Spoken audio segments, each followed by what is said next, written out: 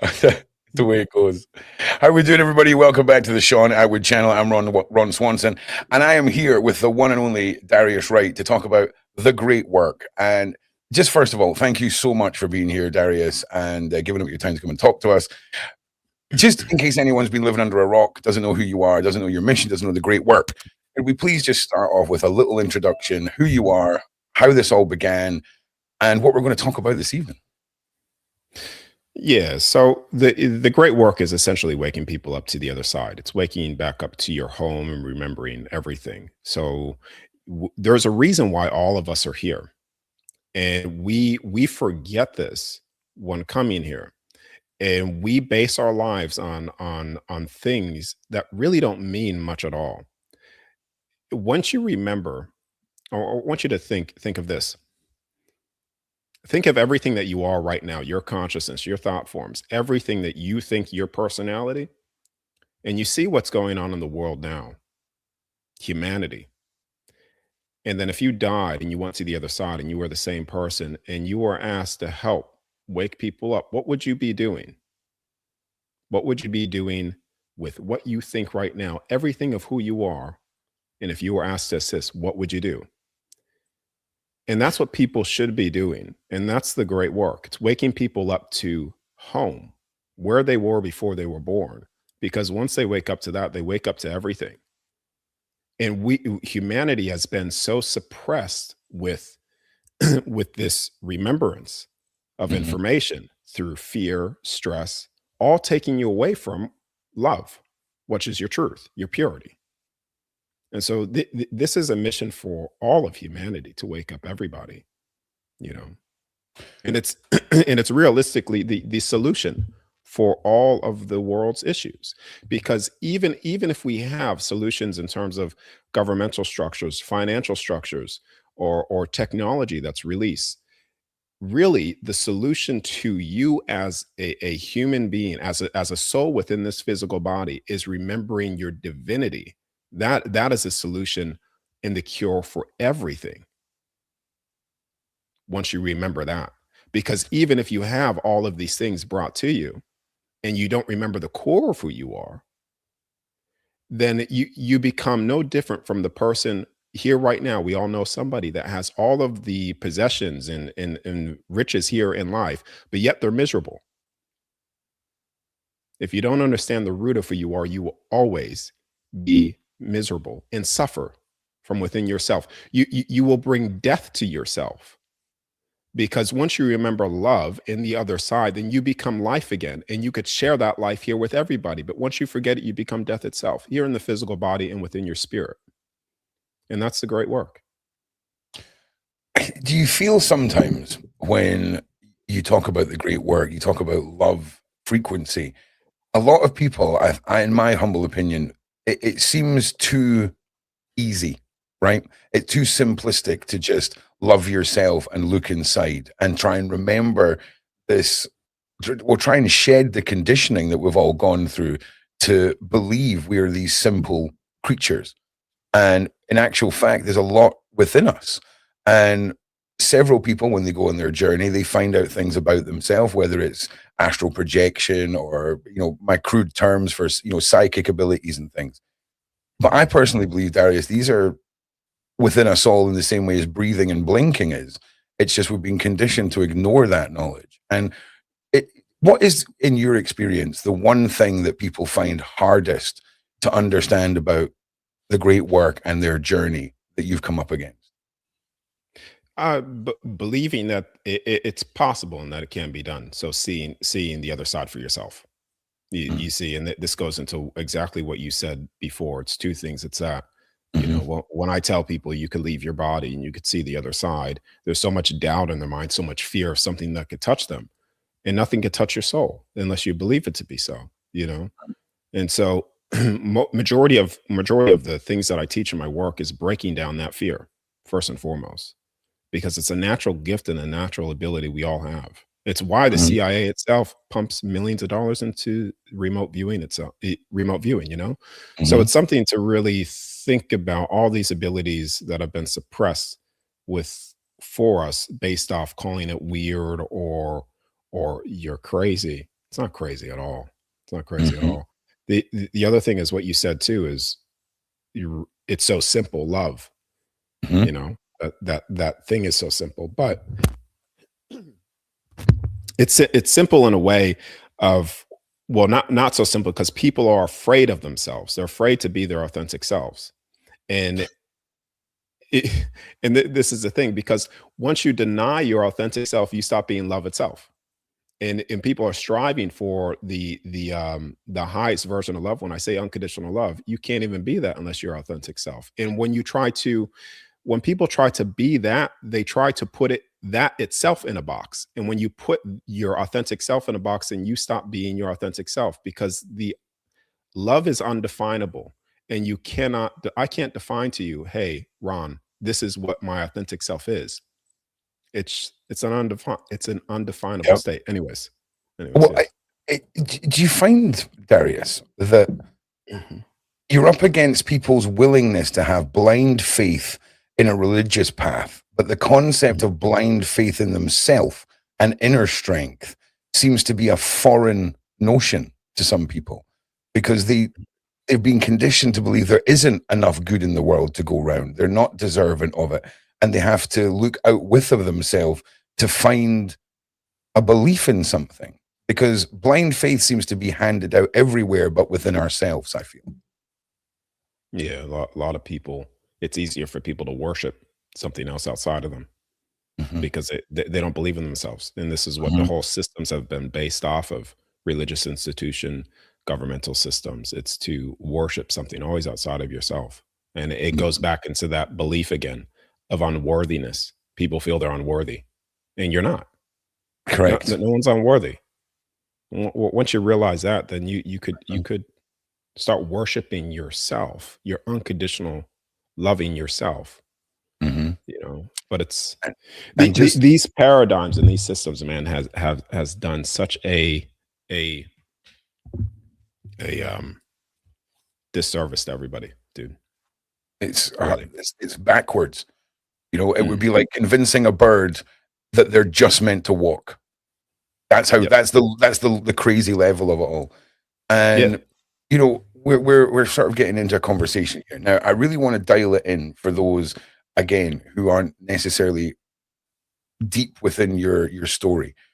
You've been crossing over to, let's just cut to the chase, Darius, the place where our existence exists, the other realms. And can we summarize the levels of this? Because I think some people will go, oh, he's gone to the afterlife. Oh, some people are like, oh, he's floating around the universe. And can we narrow down the layers to this? For example, when you talk, or you can communicate with a past loved one, a past pet. Is it a different level compared to going to the end game? This is where our realm exists. And I'm sorry if it sounds like an uneducated question. I'm just trying to Mhm, mhm. get things out as simply as I possibly can in question form. Does that make sense? Yeah, no, that's good. Um, I guess, for because a lot of people have watched my stuff, but just Mm. to understand this is, yes, I've for many years, since a child too, since 16 years old, I've been leaving my body. And and through this, in even the most um critical point in my life, from 16, the experience that I had, what you would say is really a near death experience too, because I was going to take myself out at that time. I said at 16, I want to remember all of these things, and if you don't show me now, then I'm going to figure it out anyways, because I'll take myself out. So it's sort of, and that's where I was. It was no, there was no stopping that event to occur if I didn't get the information that I was looking for. You know, um, I've been shown the beginning of us, all of us. I've been shown the very creation of this place.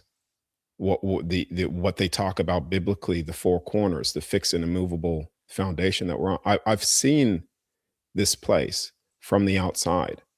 I've seen the 12 heavens that I had no concept of at the time. I called them realms. You'll see my terminology through past interviews.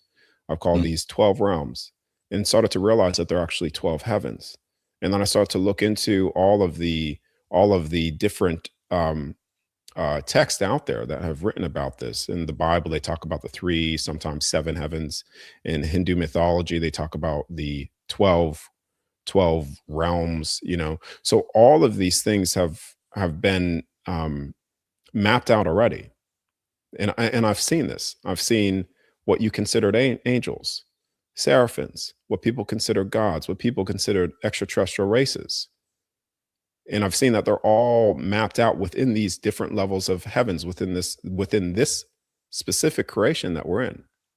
I've also been shown the outside, all of the many different creations from the other side itself, of all of these different, you could say, if you could imagine yourself from there, that you're standing on as far as you could go from the other side itself, in the base level reality, that if you think of something, it creates a creation that your soul could step into and not forget a thing. And I was shown that this one is the one that we step into to forget who we are, to remember it again. The yin yang, the polarity, whatever, all the things that they've mapped out, or they say, you know, through etc. I've been showing my passed away family members. I actually saw my passed away family members, man. I was leaving my body asking to see certain things and not realizing that none of them were coming to me, because I had so much fear within myself. And then I got to a point and I said, you know what? I'm sick of this. Kill my soul, touch it. And I realized that they can't. And then all this were my self-manifested thought forms within my field that I was making. And when that was gone, I started to see my Uncle Bob. I started to see other people's passed away loved ones that have passed, that just because I'm in their field, I'm able to see things and say, this is them, this is where you grew up, etc. And it's all confirmed. I've been able to, through trying to disprove myself, see people walking around physically in my house, even friends that I was connected with, seeing what they were doing in real time that was impossible for me to see. But I was showing that. I've done real time targeting, writing things on whiteboards, seeing that too, getting them four times in a row correct. Yeah. I've done it through group settings from across the world, teaching people this. So from within this place, and also outside of it, I've seen and I've mapped out what this is. And I've also mapped out the whole control structure of who they are and why they're doing what they're doing. And so it made me realize too, that yes, we're focused on a lot of the 1% of the frequency light spectrum here that we could physically decode with our brain. But there's a whole 99% that we can't perceive that governs the 1%. And what's going on in that other 99%? And I figured it out. I figured out what's actually happening there, which is causing the suppression of not only the physical body, not only the memories, but this whole place.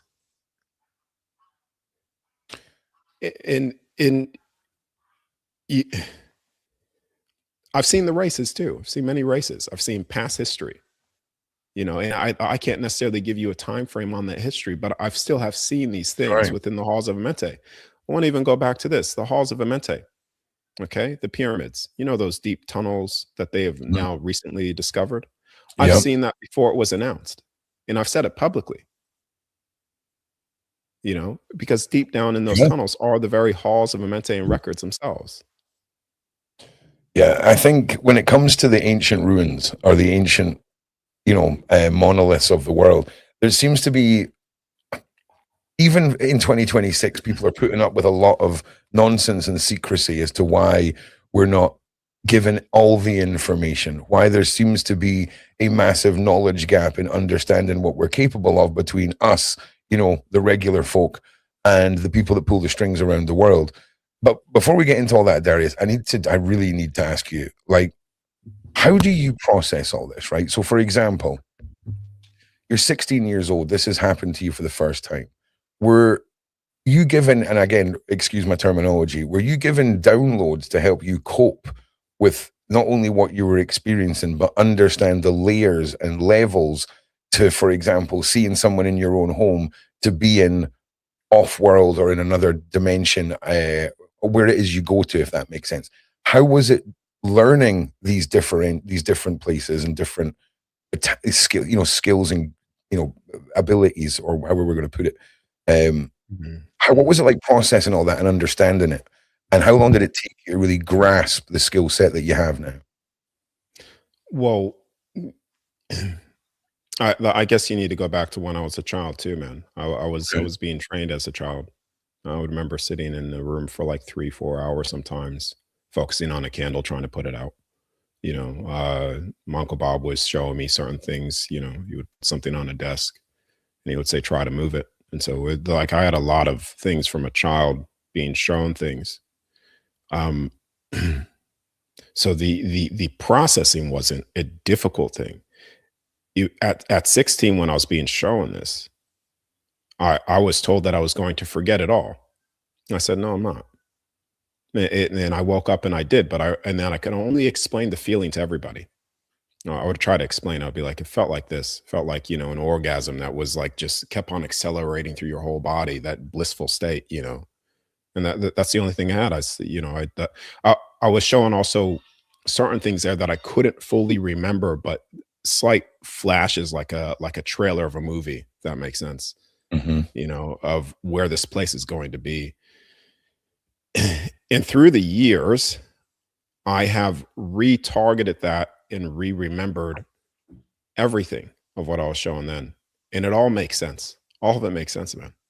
It's you could say it was downloaded within me to remember, but all of it's very clear now to me, very, very crystal clear.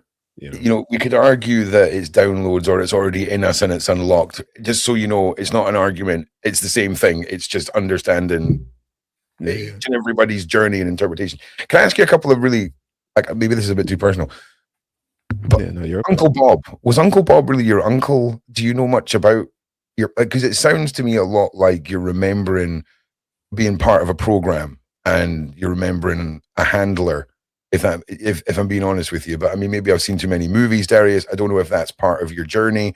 But what's your take on Uncle Bob? No, he's my uncle. Yes. Okay. Yes, Okay. So there's no deeper rooted conspiracy in any of the characters in the lore of Darius or anything like that. It's a case of people that have encouraged gifts from a loving environment. There's none of this government experiment lingering, trap memories or anything like that. No. Okay. No. That's fine. No. I just need to make sure which path you started out on, bro. No, he died years ago now. So okay. Yeah, he was paralyzed in a wheelchair, and so so the Uncle Bob for you, his nurturing side of all of the things that were happening to you, do you feel like you would have both been on a journey together? Do you felt like he was of a similar cut from the same cloth, if that makes sense? Put it this way, sir. We come into this life within certain, I'll just call it a clan. It's just what I sure. Great word. Yep. Yeah. So you could say that's part of that. And because there's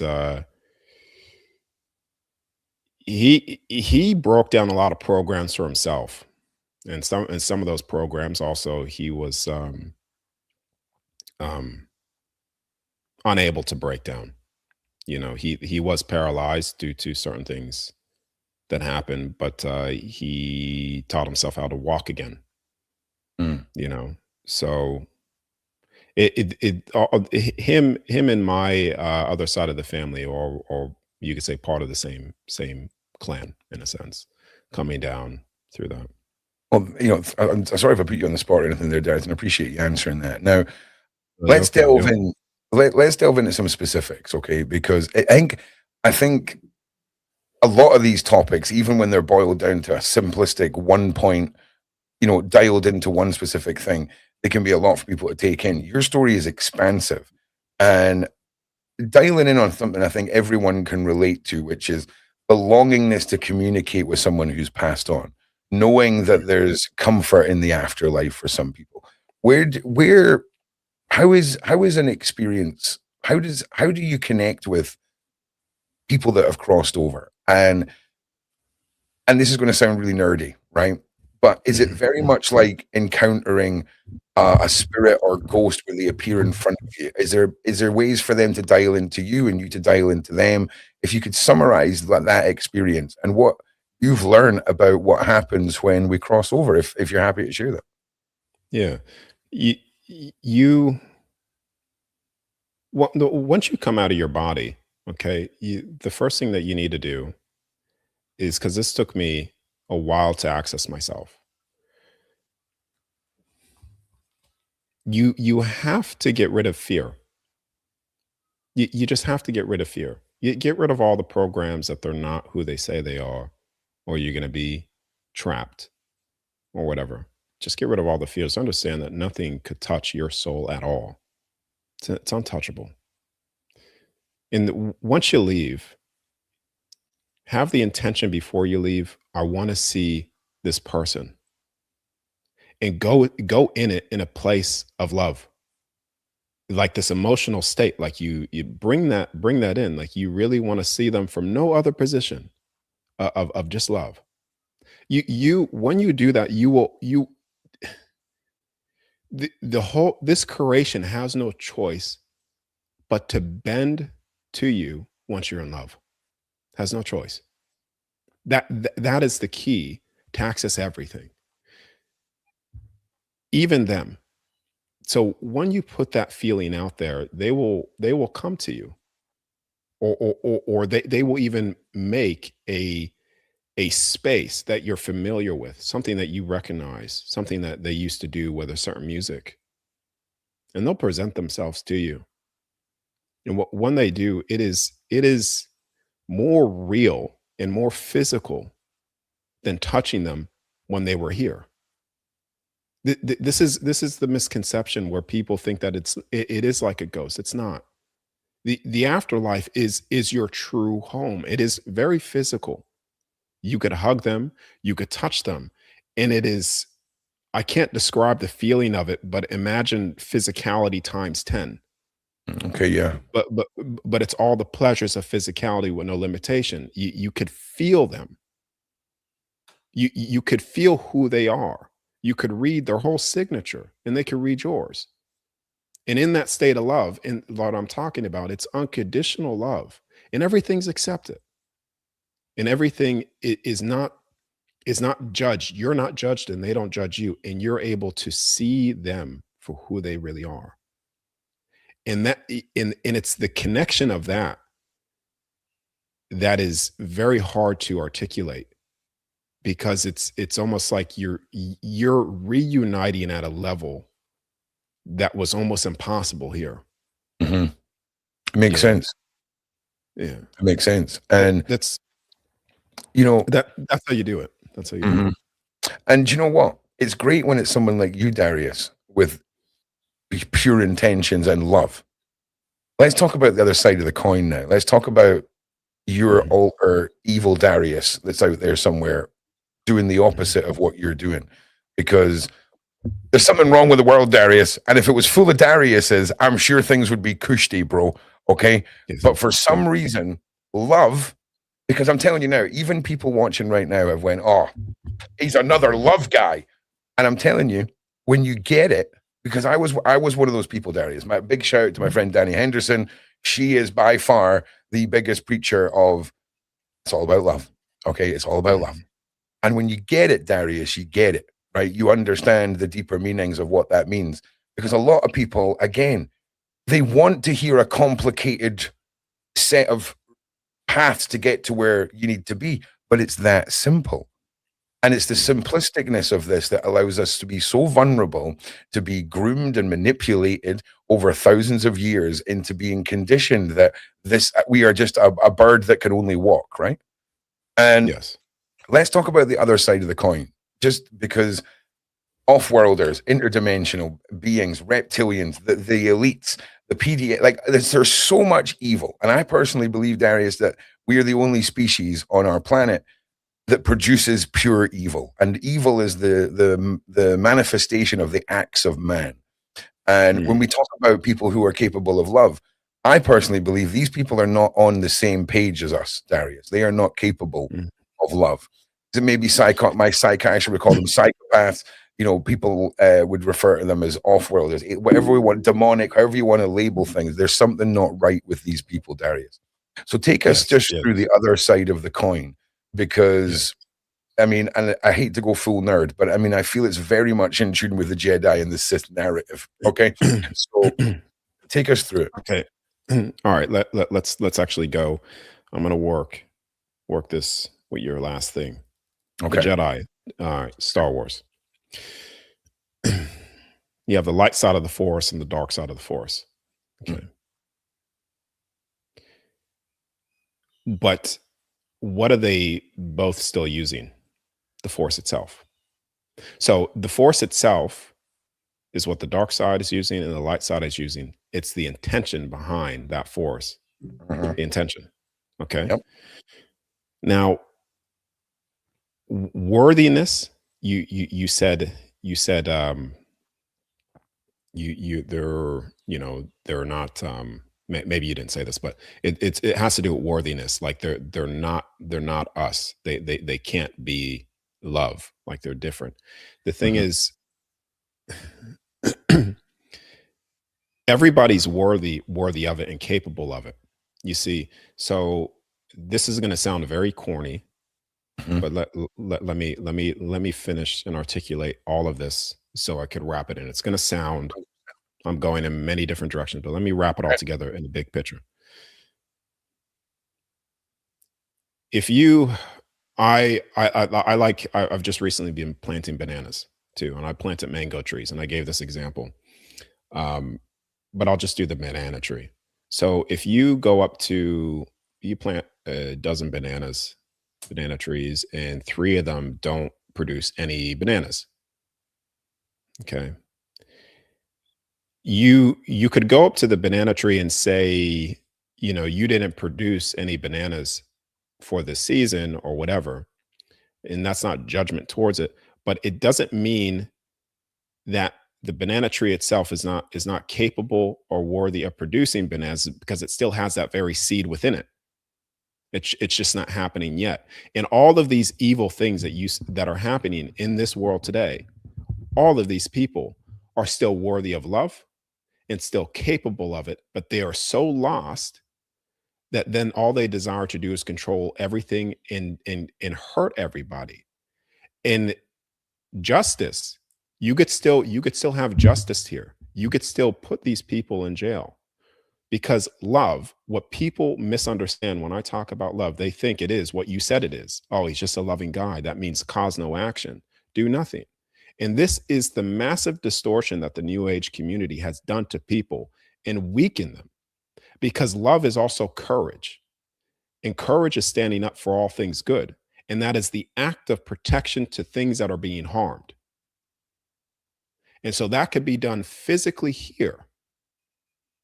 But also on the other side, these same people, yes, they're worthy of it and they will be shown love. But the unforgivable sin is a sin that you cannot forgive yourself for. And when you judge yourself and you look at yourself in the face of that love, that is the greatest hell, full stop. When you see that. So there is no greater pain that you could ever give somebody, no greater pain, the moment that they cross over to the other side and they see themselves. And if they are unhappy with that in the face of love, that is the hell that they will experience. Hell is a real place. It's a real thing, but not in the way that religious institutions have told people, that it's eternal damnation. No, it's not. It's the moment that you see yourself for who you are and you judge yourself. And for a lot of these people, I sure hope that it's not that unforgivable sin, because that is the eternal hell. If there is, even though it's not a thing, because eventually they do break through, just like that banana tree has the same seed of producing fruit. Everybody's worthy of it. no matter what they've done. But even with courage itself, the thing is, once you bring that love from the other side here physically, you could act like a man of protection, because I'm tuning into what you said. It's men wanting to protect the vulnerable. You could do that with this, with courage, but understand and never deem them of unworthiness. Because then once you deem them of unworthy, you are deeming yourself unworthy as well, because you're putting judgment of you are unworthy. And that's something that you will face for yourself as well. But again, then when you go back to, I know this is going from a spiritual place, and I'm trying to bring it down. And let me wrap this up. Do how you're doing it. You're doing great. Like honestly, you explain it how you want to explain it, brother. Go as far in as you need to, of course. Yes. A lot of these people, I have to give people more context. Most people may not understand, even though I'm talking this way, that I haven't seen certain things. Back in 2013, I was seeing church institutions, and I was seeing a mother taking her out of my body. A mother taking her child onto a table, and there was like all these people doing rituals, and I was actually watching the mother sacrifice her own child. And I was also watching the drinking of the blood, and this is where we go into what's being released now. Okay. I know what's going on behind the scenes. Like I said, I've seen it. I've seen the tunnels. I've seen what's happening, and I've stated that before. But I want to identify why people do that. Okay. Great. That was my thing. Okay. I'm seeing this. What is actually happening that causes an individual to do that? And how, okay. And then how do you bring through what I was talking about before, that love, to stop this? And it's what I said, courage. That's how you do it. But why are they doing it themselves?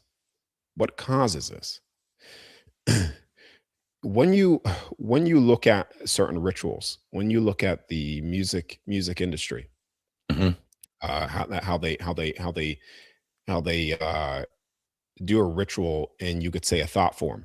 They're making a thought form. Now, I want you to think of spirits possessing people, possession, as a real thing. Okay, but not in the way that we have been told it is. Once you're out of your body, for instance, you can physically see a thought form manifested within your space. Right now, if you reach out your hand, dude, if you reach out your hand like this, okay. And you think of a mango, bam. Okay, so you're thinking of a mango in your hand. Right now, you can't visually see that, but just outside your visual light spectrum, what your brain's decoding, if you were to step out of your body, you would physically see that mango in your hand, because just on that's how thought forms work. It's backed by science as well. What you're saying, people have ran a marathon and then been hooked up to a machine and thought about the marathon, and your brain doesn't know if you're running a marathon or if. But that's how science interprets it, right? But, yes. So yes. And you could train your body just by thinking about the intensity of working out, and your muscles will be stimulated. So that's how the science also backs that as well. But out of your body, though, you would see a physical thought form as a physical manifestation. So through these ritual practices and through these occultic practices, they are creating a thought form, and a thought form is nothing but a spirit. Now, you gotta have a good spirit, you gotta have a bad spirit. Okay. Now, they are putting the thought form of a negative entity of killing, etc., and that thought form turns and manifests itself into a physical entity that you say can influence the field of other people and can step into the field of other people and influence their thought forms. Because a thought form, listen, the soul, who you are, Yeah, I'm with you. I'm It's with the you. Don't thing worry. that gives life to these things, the thought forms Mhm. and the spirits. And with all of the time that they had, when you have a group of people creating a vortex of energy, you give that thought form more power. And therefore, the more power it has, the more influence it has, the more control it has. And the things that are running behind the scenes is are these thought forms the fear, destruction, all influencing the field of everybody Mm. unaware, which causes these people even to go further and further and further down into the spiral of sacrificing Mhm. children, drinking their blood for Moloch, abortion. The list goes on. Okay, but then when I realized that, I started to like, well, how do you, from physically, we know how to solve the issue. You throw them in jail, courage, etc. Okay, through love. But how do you fix the issue from the other side, the spiritual sense itself, just like the very other side will show love to all things? And I realize this because I practice it. I've done it with myself, you could say, and I've done it with certain individuals. Think about what the soul does. The soul is thinking a thought form. That thought form is a negative spirit. And you could say that spirit possesses, just for terminology, for people to understand, could possess the physical body. Okay. But the thought form and the spirit itself is not more powerful from the soul itself, which made it. And so when you give that thought form, that spirit, and hating on these people, you even give that thought form more power because that's what it feeds on. It feeds on these things, and you give it more life. But when you send that thought form, that spirit, that demon spirit, unconditional, unfiltered love of acceptance and worthiness, that you are worthy of love itself, that ripples back to the very soul that made that and thought it to begin with, which dissolves the spirit, the negative spirit. You could say casts out the negative spirit within the field of other people, and it also ripples back to the very source that created it and thought it to begin with, which is this vortex of energy. And that's how you fix it from the spiritual sense and also the soul sense. So love is not a weak thing. It is the greatest strength that everybody has. It is the greatest armor that you have, because the moment you step out of it is the moment that you step back into the very same structure and the very same mindset, which causes all the control that we have here, the suffering and pain of everybody. Love is the greatest weapon you could ever use once you understand it correctly. And to say that it's not, that's your greatest weakness, man, because you're forgetting home itself, that power which makes things all possible.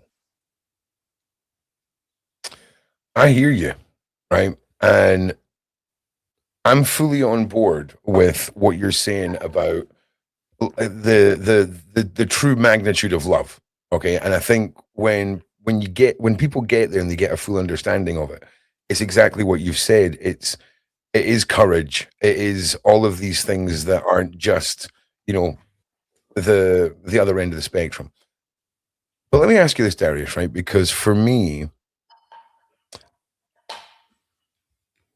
let's just pull a stereotype out the hat here, right? Let's talk about man on the island PDF monster, all right, the jerky munchers, okay, of the Epstein files. Yes, yes, yes. So where I find our mindsets differ is and I'm looking you in the eye here, bro. You definitely know within your work and your mission that these people, you believe we can save these people. You believe that they can be reintroduced to love.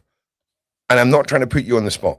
I No, no, no. I'm I get it. I get it. I'm putting a lot of weight in your words, Darius, because I've been on a different mental path for a long time, and I'm willing to try anything at this point to contribute to the eradication of evil to this magnitude. That's So I'm then our mission is one in this. What you just said, it's one and the same, man. It's one and the same. oh, totally. Our Yeah, mission's yeah. totally one and the same. And I'm just making sure I've not missed anything on my path, okay, Mhm. that you're telling me on your path that I need to focus on my path to make it an easier, more a better journey into eradication, shall we say. But I consider myself on a very barbaric path, whereas you're very centered, and it's very, I don't know if inspiring is the wrong word, but I'm very wired into what you're saying, Darius. Okay. And let's just touch a little bit further on the full extent of love and us being able to turn the ship on what I consider this evil that's across the top echelons, the 1% of the world. If that's okay. If that's all right, brother, because for me, it's one of those Charlie Kirk, like, big signs, you know, we can change their minds, convince me, because I'm just putting a lot of weight in your words here, because I've tried a lot of things, Darius, and I'm willing to try a lot of things, and I think some of your things might be things that need to be implied on my journey here. Yeah. So the Epsteins and them eating children. Yeah. How does Darius sit down and go, do you know what? Here's the business plan for saving these people. And I don't know if that's what you're doing, right? And I'm not saying that's what you're doing. Well, this is, yes, yeah. I'm not putting words in your mouth. This is, that's okay. Are they worthy of love? Because I'm coming. I can't. I have an image behind me. It's usually the hand, which is speak truth from the other side itself. I've got that. I think it's this one. Yeah. This one. Yeah. It's a speak truth at all times, even if, you know, but even them, no matter what they've done, they're still worthy of love. Now, consequences. There's always consequences to actions, and that there's consequences here, and there's also consequences there. And that, like I said before, even though it's unconditional love, these people still face themselves. Oh yeah, okay. Don't get us confused with forgiveness, people. Okay, we're not talking about Darius is explaining how we can move. We're talking about a much deeper, much deeper, beyond universal love here. It's not just a case of like, oh, Jeff, don't worry about it, buddy. Hop along and have a nice. We're past that. We're not worrying about the consequences on Earth. I'm talking about, and you know what I'm talking about. But carry on with what you're saying, Darius. Sorry for interrupting. Yeah.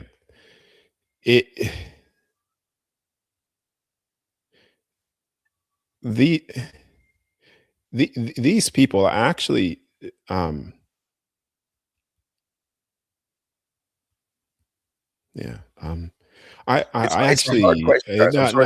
actually feel for them, because the stuff that I felt,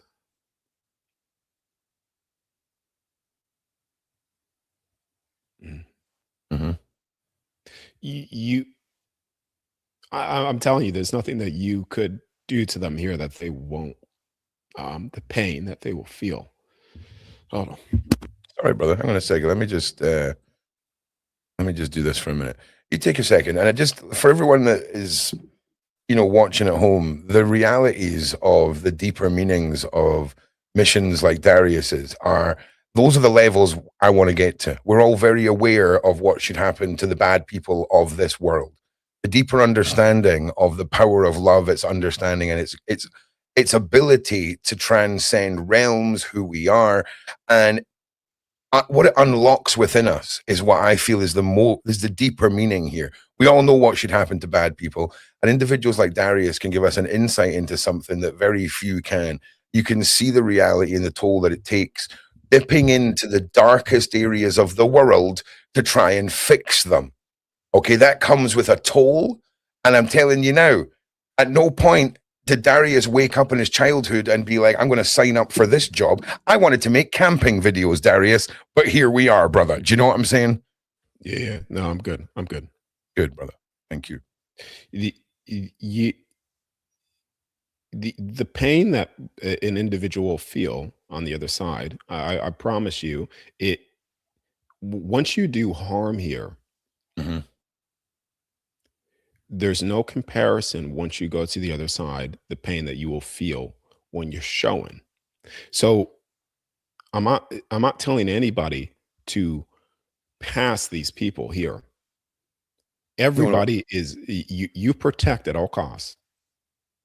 Protect the innocent, Hmm. protect children, do all those things. I know there's things happening behind the scenes from military, from the higher governmental systems. You could even say where some of the very extraterrestrial rages and angels themselves are actually here physically. People aren't aware of this. So there's so much things from the very other side, and here people are actually here helping with this. And there's things Hmm. that we could do too. But I promise you this, if you have done something wrong here and you don't forgive yourself now, it is painful to see that, you know, that That you is the crossed over. eternal So suffering. that's yes. And It's it's happened. It's happened to me, and and these can are I little just ask, things. can I Little ask you a things. fun Yeah. question? Are we Hmm. given the courtesy, and not so much the courtesy, but the privilege of ignorance to our own actions in this world that we're not privy to when we cross over? And it's, for normal people, we may have, done a few odd, nasty, bad things, whatever. But when we talk about Hmm. true evil, they're staring back into the cause and effect of what they've put out, and they're going to be internally encapsulated in what they've managed to ignore in this world. That's basically where we're at with this, right? Hmm. Yeah. Bam. And that's what you've tapped into. Well, like I said, there is unconditional love there, so everybody is accepted. Everybody returns back to that pure state. But the moment of crossing, Mm, the moment of crossing, everybody faces themselves. This is why there's a life review. I'll show them my life review. It's the reason why I'm doing this. okay. Um, so everybody's showing in their life, their whole life, Okay. and you could say the let's just call it the angel or the spirit guide that shows you these things. They're not necessarily judging you, your life, but they do point out discernment. Judgment and discernment are two different things, but they do point out, you see what you've done here. You see where you withheld love here. You see the action that you've done here. And then you judge yourself. In the greatest pain that a soul will ever experience on the other side is the love that it withholds here. And that That is, and that that's yep. that's what I was that's what I was saying when you were talking about what they've done, eating children. I was tuning back into, I promise everybody there's nothing that you could do here. Yes, you could do something physically here, but in terms of what they face for themselves, Mhm. I don't wish that on anybody. That's Yeah, the I hear you. And okay, honestly, I could sit and do this particular line of yes, conversation for the next 5 hours, Darius, right? But we better yes. give the people something. We better throw some aliens in here or something, right, bro? Do you know what I'm saying? Like, let's Yes, yes, let's yes, let's, yes. let's spin the table around a bit. And listen, I appreciate you Mhm. being so open with me, Darius. I really, really do, because you can really understand when somebody peers in to the consequence of an action, and the consequence for such a dark and evil thing puts you in a state where you can't fathom an act that would align up with the pain and suffering. It says a lot. And again, I just want for all the muggles that are watching, like 6 months from now, in the comment section, going down in the comment section, we're not forgiving anyone. This is quite a deep, layered conversation about some things that maybe people can't grasp at a surface level. And we've went quite deep in without allowing Darius 50 slides to make everything make sense to everyone. But for those who know, I just want to say from all of us, thank you for dipping into that. Now, Darius, Okay. freaking interdimensions, reptiles, little gray people, all of it. We've heard it for years, right? And we've seen the distraction tool recently of, hey, forget about the files and we'll open the shoebox of alien evidence that we were taunted with. What is your experience? How relevant is the term UFO, off-worlder, the universe? Does it really hold any relevance in the grand scheme of what creates us? Now, if you want me to bring up any of the images as well, or when you want those brought up, you're more than welcome to do that too. But let us know your take on that, because it's one thing talking about the afterlife, it's one thing talking about love and our great connection, but there is a lot of stories about a lot of pretty scary things, which is interesting because when you apply your theory of control and manifestation of fear, and if all we're doing is sitting in fear because that's all we're getting pressed onto us, then we are going to manifest the negative ends of things. And when you add that simplistic control tool to, if you keep them all terrified of a false demon, they will manifest the demon to control themselves. Yes. Like we are getting into some, you are checking some boxes, Darius, all I'm saying, okay? Because we've ended up on the same conclusions. We've just went round the park in a different way. Do you see what I'm saying? And Yes, it's validating. It's very validating. So yeah, that's where I'm at. It's incredible. So let's talk a little bit about that, because you said there's angels that would walk amongst us, all of this. How misconstrued are we on angels, demons, aliens, interdimensional shenanigans? How many wires have we got crossed here? Yeah. So when it comes to UFOs, you have two versions of this. You have the military, obviously, like the military industrial complex has UFO technology, and so when you see certain things, some of them are of that nature. Reverse engineered technology from the past, even from Antarctica itself.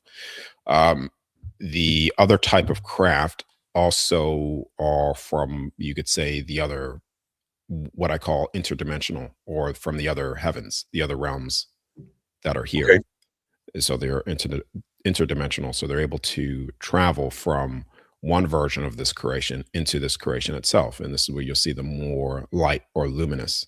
You have angels that have come here as well. Those are what you would call extraterrestrial beings, that are from just the higher realms. I've even mapped out between, or the higher heavens within 7 and 8, or where you get your main angelic races, angels races that are here also. And I just want to say some of these extraterrestrials, you think about it. I have seen the grays. I have seen what look like humans as well. I've seen those races. And just as we were talking about the Epstein files and things, some entities have been here fully aware of what's going on, and I've also participated in this control. So you think about all the technology that they have from these things. Can I quickly interject? Can I ask you a question? When it comes to them withholding our progression, I have a theory, and it's very Star Trek based. There's a prime directive where aliens, whatever, can't get involved in a planet until they reach a certain state of evolution, right? And by withholding our progression, they're withholding that intervention, which would give that species on this planet the dominant control over us and prevent us from truly understanding all the stuff that you have to get sucked into another realm to learn to come back and teach us, right? I mean, that's where I'm at with that. I mean, so that's how close to reality is that? Well, I'll just put it this way. I'll just say what I said, there has been races that are here that have participated in the nonsense. Good. In the very no, not good, but that clarifies what I was thinking. Yeah. Definitely not good, but good that clarifies that point. Yes. And if you go back to what I was talking about before, the reason why, spirit, thought form, etc. But some of these, even in the tunnels, you'll like I've seen hybrids. Yeah. So you have here that they have, and they've done this in the past too.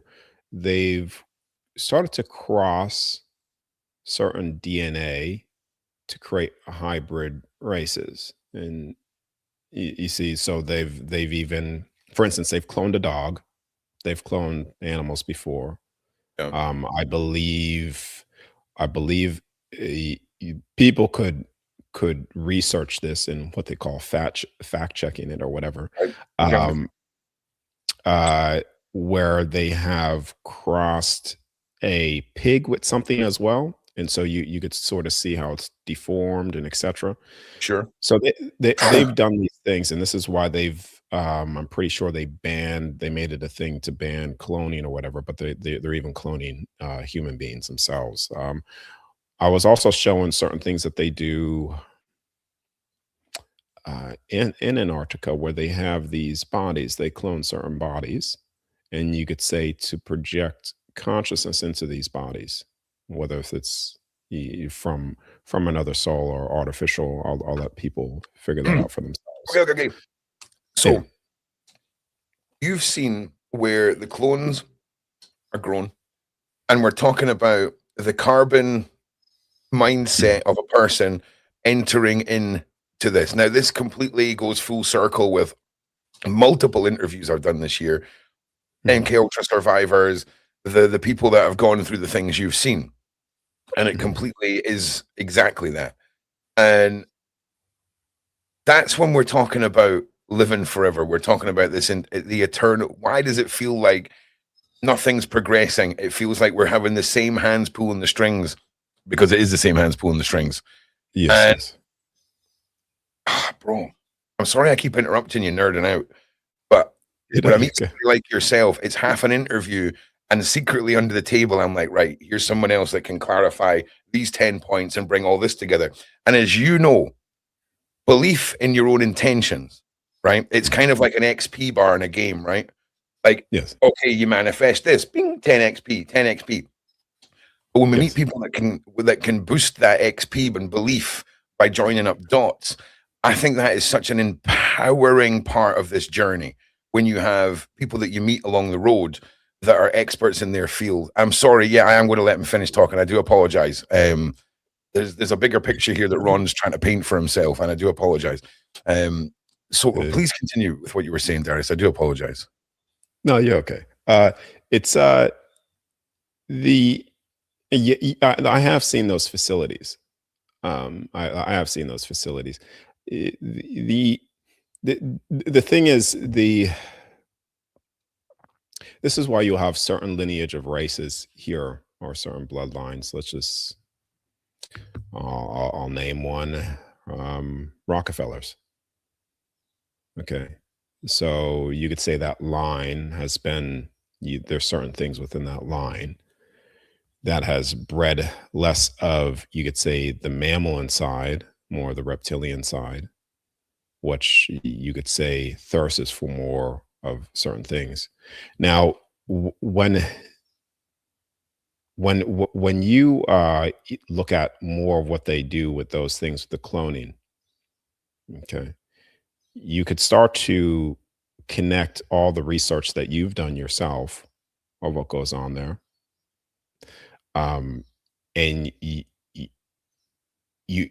could see the certain puppets, um, as well. Yeah. A Now, tiny bit, Darius. yeah, Yeah. yeah. Now, again, for people that don't believe cloning, just look up all the scientific information there that cloning is a real thing. They've done it with animals. Now, you have all of these races from the beginning of, you could say, what they call the first book of life, or the first opening of this creation, which were the total of the 12 heavens, that have all stayed within the very foundation here, within this plane of existence, and some of them haven't. what you, so you have still physically here, you have beings from the what you would call, what people call Palladians, or whatever, the aliens that look just like us. You wouldn't even know that they're here. Sometimes people even walk in front of them, they don't even realize it. You know, you have what they call the Anunnaki beings. Some are still here. Even what the garden of life, the tree of life, Eden. I remember being there, and I was shown being shown something saying that we're actually, a lot of us are all here. So even from there, you have angels still here. Even what people call mystical beings like mermaids and stuff, or the creatures that have disappeared, that are actually still in hiding. They're still here. This is where you go into the documentary, The Mermaids Found, or something like that. People could look this up, um, y- y- because they're still being hunted by these very elites. Bro, we've got like 4 lions left in the wild. Trust me. Okay, if there's something to kill or bang, humans are going Yes. to do it.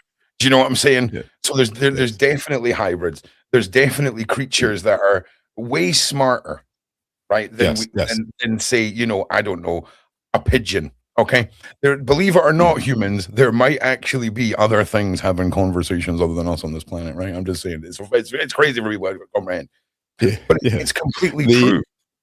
Yeah, carry on. Yeah, it is. You even have um okay, what I saw and observed in Antarctica, you have, and even in the halls of Amente, there were certain tables where you were able to lay your physical body down and project the soul, the consciousness, into another physical body. Now, you could say this is different from cloning, in a sense. It's different from what they're doing now, because you're able to take the full consciousness, the full soul, and project it into another body. Okay. I remember seeing these devices within the halls themselves. And I also remember seeing in Antarctica certain original bodies of angels, some intact, some not, some of the giants, etc. Giants are still here as well. You go back into what they call now conspiracy and non-true. They try to disprove it, but the whole red-haired giant that they shot. So giants are still here. They are in the tunnel systems as well. But the in Antarctica, I was observing these original bodies, and I've also identified that some of these original bodies have projected willfully and knowingly their consciousness, still fully intact of all the memory of the past, into physical form to help assist. I know that, that would be a form of extraterrestrial. So you think about certain races that are here now. You need to understand that a lot of these races have an IQ that can't be measured. Not only that, it's not only that, a lot of these beings have memories from many years, from 3, 4, 500, 2,000 years, because the body doesn't decay. Right now we have been through vaccines, through certain artificial injections, or also things that they're spraying in the sky. They have distorted the original body in our age as well. We're supposed to be living for way longer, hundred-year-old. We're supposed to be living, because aging still classified as a disease. So there are certain races here that have been here from the very beginning itself, and have the full memory of that. This is where you go into the giant chop down trees as well, and what they talk about biblically. Yep. These are all from all of these races, which all line up biblically, also line up in the Hindu mythologies, even parts of Freemason, private Freemason stuff, like which is being leaked out now. They all know this information. But they use it for the opposite, which is control. So the all of this is coming to, I know this, the disclosure of these races are a thing. And I remember saying this before, and I wasn't so gun-ho on really saying it so adamantly, but all of these races will be revealed to people. I do know that because it's part of what I was showing of many different future events that I've seen, even from 16, you could say written in stone of what is going to happen. Mhm. So now you see all of these classified documents or stuff or talk about all these classified documents being revealed. Some of them are just showing out there. People say it, then all of a sudden they die. But I think we're at a point where that all those things are no longer happening anymore, or the way that people think it's happening. You see, this is a pursuit to wake up the other nine. You could say, I would say we're at 80% now, or whatever, the 80% of the population that doesn't believe in any of these things. And it's the only way that they will believe it if it comes from a certain if it comes from a certain news channel that they put faith in or belief in, or therefore they said it, now it's true. Like think about what they did with the COVID vaccine. They put people in this, it was um, information warfare, and also a deep case of MK Ultra as well, or something like of around those things of Yeah. programming people to a very deep state. It's But very much yeah. control and obey and consume. Mm. It's a classic tactic, 100%. Yeah. Okay. Yeah. No, you're good, mate. Have a drink. If you guys can make sure you like and share, push this out. This is an incredible conversation. Carry on with what you're going. Yeah. So I know that for instance, there was I have a document. It's Truth Be Told 1 and Truth Be Told 2, part 2. But I remember saying, like, a lot of these things. This was like many well, going on 2 years, maybe 2 years. I posted Truth Be Told number 1, which is in Telegram or something like that. But it's a public PDF that people could download, and I said that all the files will be released, because I was trying to target future events to see where the timeline of progression works out. And I said that all the releases of classified information will be released, and now they're all being released. I said that they made cannibals of us all, and now people are starting to realize that they've made cannibals of us all through the food supply, because a lot of the natural flavoring, or you could say even through fast food industries, they put or food chains, they put aborted fetuses in even the remains of children within these very food supply itself. And so they're trying to get people to partake in this ritualistic ritual practice. Now, so there are so many things that I've shared in that, but part of that is that, okay, yes, all this is going to be disclosed, and it will be disclosed. Every little thing will be shown to everybody here. And when that happens, and even with the race of beings that have always been here and will return here, you're going to get a point where then certain technologies start to be presented. The classified technology, the patent system has so many of them, but they're buried, because then they would for military purposes and stuff. But all these technologies will be released as well with this. And there should come a point I don't know when it will happen. I don't know when this is going to happen. I also know the way that we perceive money is going to collapse too. But there will be a point in people to say, okay, if a piece of technology which is based off of frequency, it's based off frequency and certain light projected into the physical body, Yep, could cure or kill off certain things. Why can't I do that with my very belief myself? well, you can. Yes. Yeah.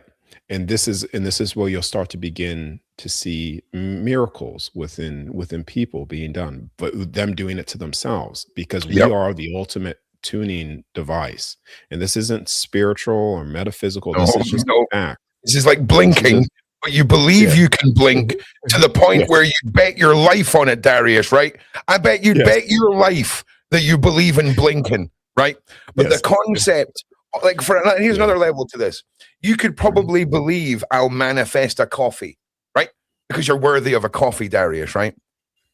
And that's where our limitations are. when people come into this, because they don't believe in the belief and intent. It's an iceberg of disbelief.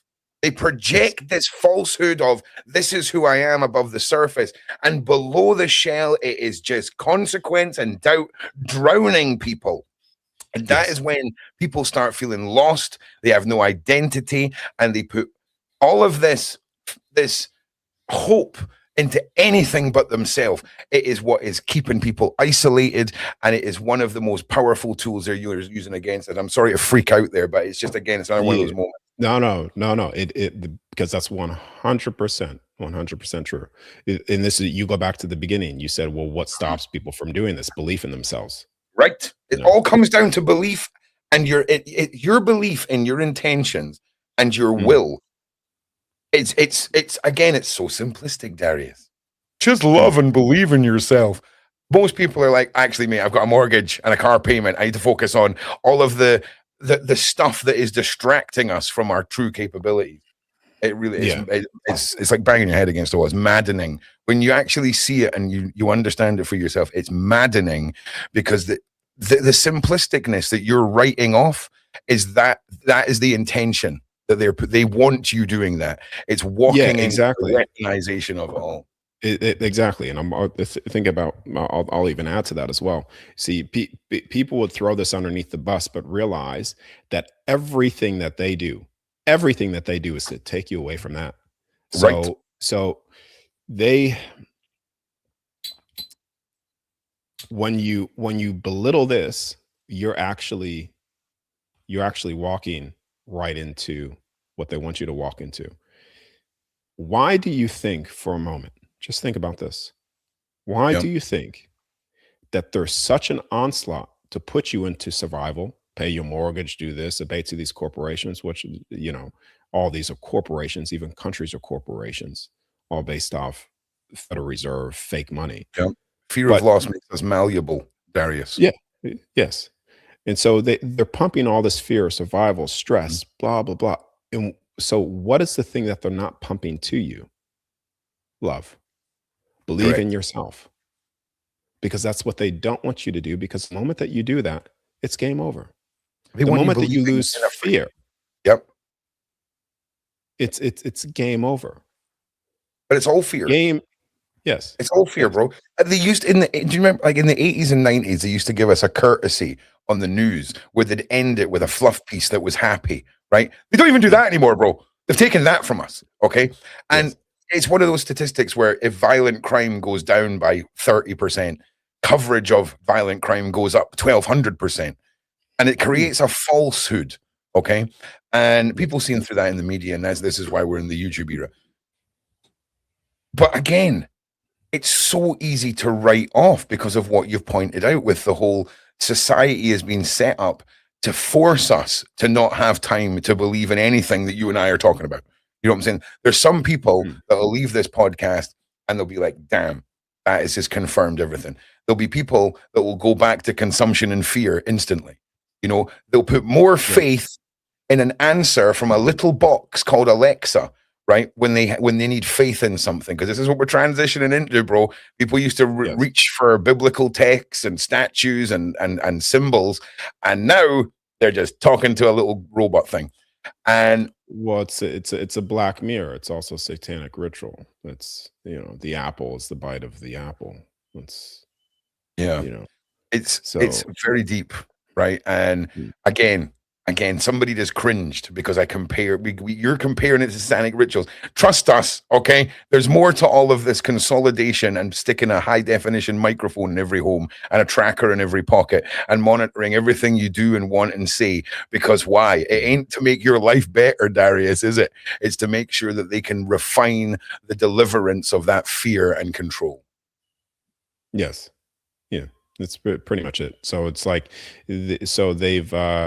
they weaponize technology to manipulate you at so many different levels through fear, through feeling unworthy, through certain beauty standards as well. And it's all of these things are designed to take you further and further away from yourself. And once you put it this way. I've said this before. Really understand this, because this is factual. Stress kills your body. Okay, that's a I've factual. literally said the same words. I'm going to mute myself. Yeah, yeah. Stress kills your body. This is a scientific fact that you could research, and if you don't believe it, I don't know what to say. But stress kills you. It destroys the cells within your body. What are they? What is this whole system based off of? Stress, loss, stress, fear, control. Now, if all of those things within that category is what kills you and kills the very physical body and even your will, the will within yourself and the belief within yourself, why would you write off love, which is the opposite of that? Wouldn't you say that then love and belief in yourself even gives you life and not death? So why would you write off that? You see, you fall right into their hands Mhm. once you don't realize this. You fall right into the hands of them, thinking that you're getting somewhere, but you're actually falling further into the trap of loss itself, which only does the complete opposite of what you think that you're getting from it, or wanting to achieve from it. Nothing is ever accomplished really if when love, if love is not present. Because when love is not present, the only thing that you will ever get from that is loss of everything at some point. Loss of everything. Yeah, it's true. And you can boil that down to doing something that you're passionate about and doing something that you're completely unpassionate about, and the drive and force and energy and how time passes. It's two very different sides of a coin. And I mean, that's really whittling down to a very 2 cents analogy of what you're saying, but it's completely true, you know? And when we add all this together, Darius, right? When we add all this together, the powers that be, whatever we want to call them, right? What is there with the, let's just look at 2026. What is an end game? What is the moving of the chess pieces that you're seeing unfurl? Is it panic because people are waking up, or are we simply kidding ourselves that we are even in the capabilities of tackling these people? Where do you land in 2026? Do you see a grand plan unforming? Can you talk about it? Like what can you tell us? What I've seen so far Sure. in what I've have, I'm going to go back to this just so this gives you context. All Sure. right, 16 years old. Did you know that I was showing this exact house, this exact place that I'm at, all the people in my life that I had no concept of at 16? I'm not going to say my age, but I'm shit lot more older. And I'm here in that exact spot from what I was showing at 16, which is Mhm. the reveal of everything, the celebration of everything, all truth. And it was amazing. Okay. Now, with that context, I'm actually the same age and look the exact same as what I was showing at that age from that time, 16. Now, like I said, I'm with the same people. All those people. I've told this to everybody, and it gives them shivers when I tell them it. You know, the people that are here, people that I've seen before. The moment that they walk into this place, they're like, "I remember this place." So it this year is disclosure at so many different aspects. Okay, now I could give you the moment that I say, okay, it's you know, December 31st, and then you know the great reveal is going to happen, the financial system's going to collapse, then obviously that's a load of nonsense. It's not necessarily dates, it's based off markers, the domino Oh falling. yeah, I'm This with you. domino falls, then the next domino falls, then the next Mhm. domino falls. But I I do know that the financial system as we know it's going to change. Well, that's the domino to fall. Okay, when now you look at what's going on globally now. Okay, well, isn't that the domino falling? The Federal Reserve, all the monetary system. See, money is a form of control, and so Of that course. needs to be the first thing to fall, to then reveal other things. And so so many people that have money, they're like, oh well, or don't have money. Like I'm tuning into people that have money, like, oh well, I don't want it to fall. How do I secure this? How do I secure that? And it's just like your thought process is in the wrong place, totally in the wrong place. Because listen, it's a better life for everybody, even if you lose everything. If everybody loses everything, it's a better life if the whole system that's based off control itself all falls, and that's Correct. the Federal Reserve banking itself. Of You know, course. because if that doesn't happen, then really all you're praising is great. I'm in this prison. I love this prison. It's I got a good setup. I got a good setup here. Other Right. people got smaller setups, smaller cages, but yours is just slightly wider. And now you're going to celebrate, the oh, let's just move to cryptocurrency or whatever. And I'm not. But anyways, you're celebrating another prison with shinier bars. Oh, this one has glitter on it. This is great. I'm sweet. Yep. Money is a form of control in the way that it is. When that falls, people, the the next domino to fall is going to either be the technology or the races, which make money obsolete. Okay, so what's the point of money when you have? Promise everybody this: there's coming a time where money will cease to exist. We just won't use it. But when that domino falls, there should be, between technology or races, that's revealed, because when we have certain technologies that show you that you could change things, free energy, rapid growth of things, then what's the point of money when your whole motive have changed, where it's based off of abundance? You see, right now we're in artificial scarcity, Right. artificial scarcity of everything. Yep. But what happens is that this turns into the complete opposite of that, which is an abundance of life for every single person, where every single soul, individual is free here. So that technology, the races will be revealed. And then, in part of that, I know it's the big celebration when all the races are shown to people, because that's part of what I was shown with all of the 12 heavens opening. And you could say, Darius, you just read a book. Well, I haven't, because I can't read. So but I know through certain things through my computer that I've had it read back to me, that this has also been prophesized in certain religious texts and other different religious things, of a celebration. People call it returning of Christ, but it's not necessarily returning of Christ. It's a returning of the consciousness. You're going to have like thousands and thousands of Jesuses walking among you, because they're all turning on their internal technology, their internal tech of who they actually are. Miracles within everybody. That's what will be turned on. This whole place is going to change for the betterment of every single person here. And I'm very, very firm in that. And when I say that, in that knowing, in that conviction, I'm very, very firm in it. If someone wants a time frame, 10 years.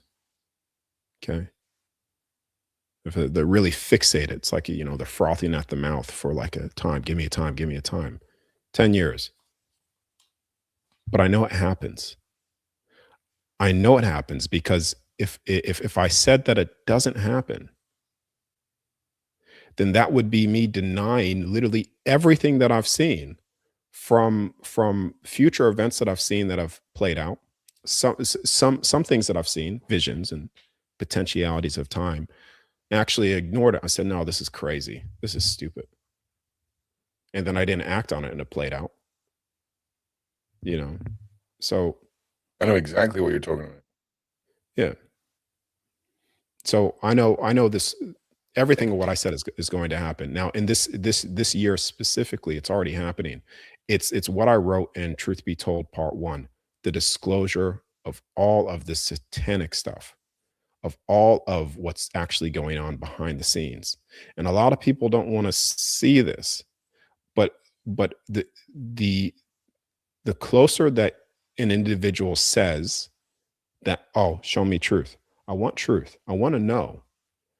Well, you also need to know, once you reach that point, the closer that you get to the source of light, the bigger the shadow becomes. You're going to have to see all of this stuff. And that's why it's awakening is very amazing. But while you're here, it's very painful for a lot of things, especially of what you see. And to mitigate that pain, you need to understand where you come from in what I was talking about before, the source of who you are. Because that gives clarity to everything. If you don't understand that, you're forever lost, man. Everybody is, even myself. If I didn't understand that, it would be going around in circles constantly. Yeah. Well, I think that's what a lot of people feel. Yeah. You know, they feel like they're stuck in the motions, right? And that's, I mean, honestly, it's incredible if people, like I say, took the time, Darius, to just search within themselves and have the belief in what we're really capable of. Because united, we have been weaponized against who we are, our own capabilities. You know, the news, all the negativity and fear that we've discussed is by design. And the minute that people step away from focusing and manifesting the realities that that the powers that be put out there, it's a difficult balance, because sometimes when you feel like you're fighting something, you're bringing attention to it, right? And it puts things in a very different perspective when you look at and forgive my terminology, but let's just say universal ripple effects of information sharing and actions. Even when will and intent is on the good side of things, it's often how things are perceived that can adjust your initial intent of those ripples, right? Yeah. Listen, complicated. Right? It is. There was a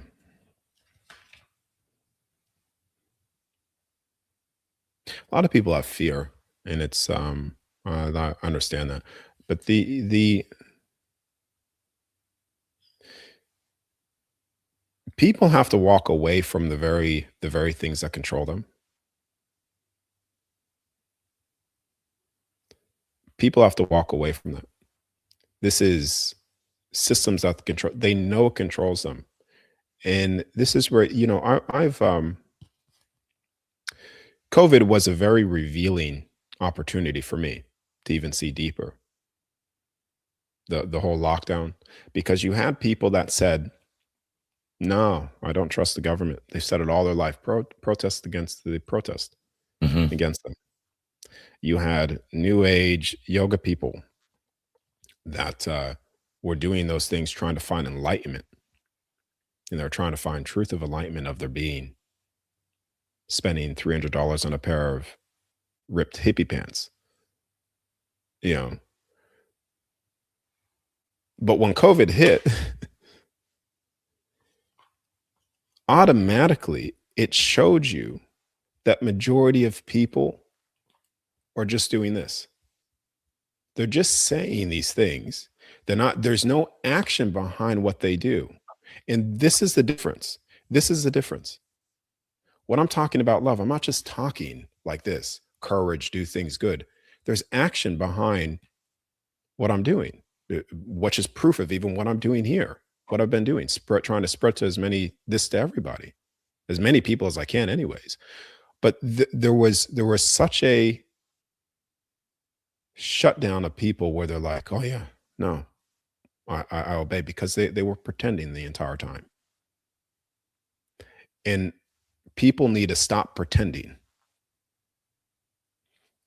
If you say you're something, if you want to walk towards something, stop pretending and just do it. Because then when you don't do that, you become the very issue that keeps this thing going. you become the fuel for this whole system of control to keep it progressing. Because it's all based off of your will, which keeps us going. Your energy is being extracted to fuel somebody else's agenda. But when you step back into this, the other side gives you fuel. The source of who you are gives you fuel. And it breaks down everything. What we're dealing with Ron is what when you brought that up before. Oh, he's just talking about this, he's talking about that. What we're dealing with is people that are in communities that are talking, but they're actually doing nothing at all. They say they're Correct. this, but they're the complete opposite. Correct. They say they don't want to support this, but yet they support it. Mm-hmm. Or they say they do support it and they don't. You know, and I hate to give you another stupid analogy. Do you remember Bud Light during the woke movement? Right? They thought they could sell more Bud Light, and everyone online was like, "Oh, this is amazing!" Blah blah blah, and no one bought the Bud Light. Okay, reality didn't line up with people's opinions. Okay, I know that's a really dumb analogy. Okay, but that was the thing that made me end up where you're ending up on this. Was when, well, if everyone thinks this, why isn't Bud Light having record sales? I know that's a really dumb analogy, but you talk like an oil painting. I'm like throwing a bag of cement at a wall. Okay, so it's just, we're on the same page. It's just the descriptive capabilities of our brains are just different. So I'm completely in agreement with you. And again, it's people are scared to believe in the simplicity of this, which is still continually fueling the cycle, because not being able to just, what if, hey, let me sales pitch you all. What have you got to lose by spending the next week believing so hard in yourself, okay, and loving yourself and projecting that? What have you actually got to lose? And I'll wait. You can put it in the side chat. Me and Darius will wait. We'll give you 10 seconds, you know, because there's nothing to lose. No. There's nothing to lose. It's free. Also, sales pitch. There's no subscription. There's no £8 a month. You own this. This is yours for free in 2026. You've got nothing to lose. Don't be scared to be wrong and find out that two guys with mad hair on the internet talking about love and the simplicity of everything turn out to be right. It's okay. It's okay for you to have been misled. It's not your fault. This is thousands of years of conditioning through religion, society. It's not your fault. But you're making a choice to stay within that. That's where you need to start questioning your judgment. It's a week and it's free. Try it, please. Yeah, exactly. There's nothing to lose, right? But, this is, again, you know, when you all right, environments, the environments that you are in dictates how your cells express themselves. So this is why, all right, we'll bypass what's going on in certain other countries with food, how they put certain poison in food and whatever. But this is why certain countries sometimes develop similar diseases or illnesses, and you can map this out. It's why also when a pig is in a domesticated state, the cells are operating differently. As soon as you put the pig into the wild, it starts growing the tusks, the hair, completely transforms, basically only due to the environment that it's in. So right now we're in an environment with all these things, and we could realize this. But I'm telling you, if we all collectively put ourselves in the environment of the other side, it changes the very cells within your physical body. Changes the very cell. See, I know people. There's for instance, Amber Hayes. Okay, Amber Hayes. I held a workshop on how your beliefs shape reality waters of life, something like that. And I was just showing a very basic thing that you're pulling it up. Perfect, man. Perfect. I was showing a very basic thing. It was called the rice experiment, and also how people freeze water. They play music to it. They say a word to it, and it transforms into that which is being spoken. Now, Amber took it besides herself to do the rice experiment, and she did it for like a year, man. She did it for a year, and it's pretty remarkable of what happened there. She was able to take, and she really meant what she was saying. She was able to say "I love you" to the rice on the left, and she really meant it. "I hate you" to the rice, the hate jar, or whatever. The rice jar that was being projected love frequency, okay, didn't mold. It got more fluffy. The hate jar started to do exactly what you see there in that image. Start to rot. She put it upon herself. She said, well, if this is happening and the hate jar is getting all moldy, can I reverse the hate jar itself? And so then she started spreading love to the hate jar. This is a testimony publicly on my channel. Publicly there, you can watch it. I'm going to be shouting at jars of rice this week, Darius. And I don't need to watch it. I'm going to be shouting at some jars. You know this. This is happening, and yes. It's fascinating. I mean, this is. Just keep going with your analogy, please. Keep going. Okay. She started to project love to the hate jar. Did you know the hate jar started to slowly? It didn't go completely to purified, but it started to reverse and stay at a certain state. It didn't get any worse at all. So this is just a basic understanding of what your words, what you speak out of your mouth, could affect something as simple as rice, to either purify it or make it decay. So what you are speaking and what you are feeling within yourself does the exact same to your physical body. It does the exact same to the physical body. And yet, run away from love, too new agey. It does, it does the same to your physical body. Like, I'm sorry, but see, when you just summed that up there, it's so like, oh yeah, we are pretty stupid. See, when you put it like that, it's the simplicity of it all. But now the non-believers have a visual here, and I think that really helps. And it's a great tool. I've never gone to this. I just want to say this. Yeah, please do, Darius. Please do. She has.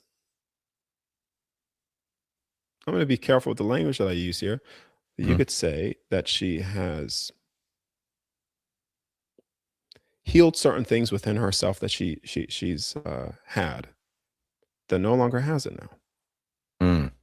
Based off realizing what she could do to rice, and she started to look in the mirror and love herself unconditionally.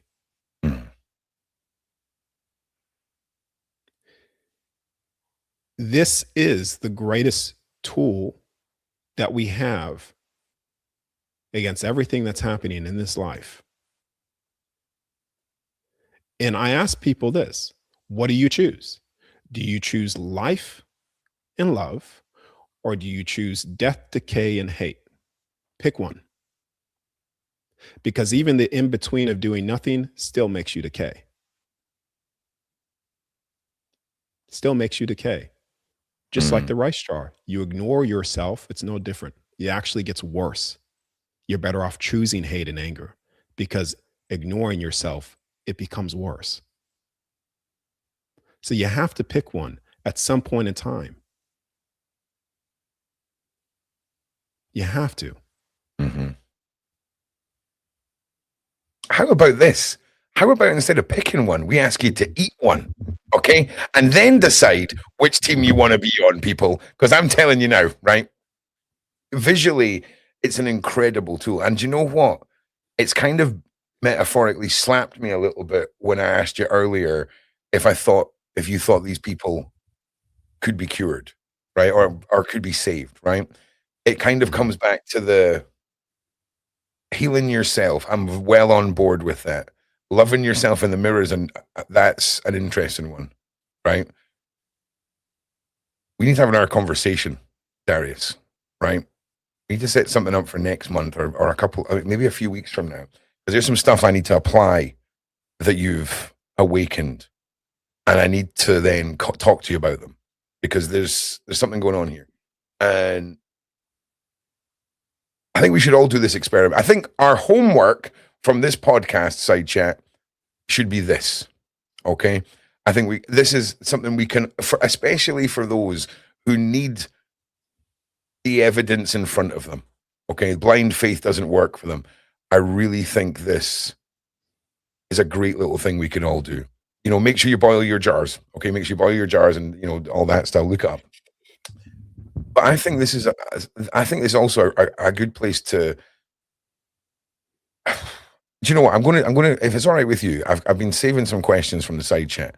I don't know if we'll get through all of them, Darius. I know we've went a lot over our time that you've put aside for us, but if you've got a few minutes, there's a lot of people. And again, I would love to like have another conversation, but I really want to make sure some people get some questions in here. So, well, did I cover enough on the racist? Do you know what?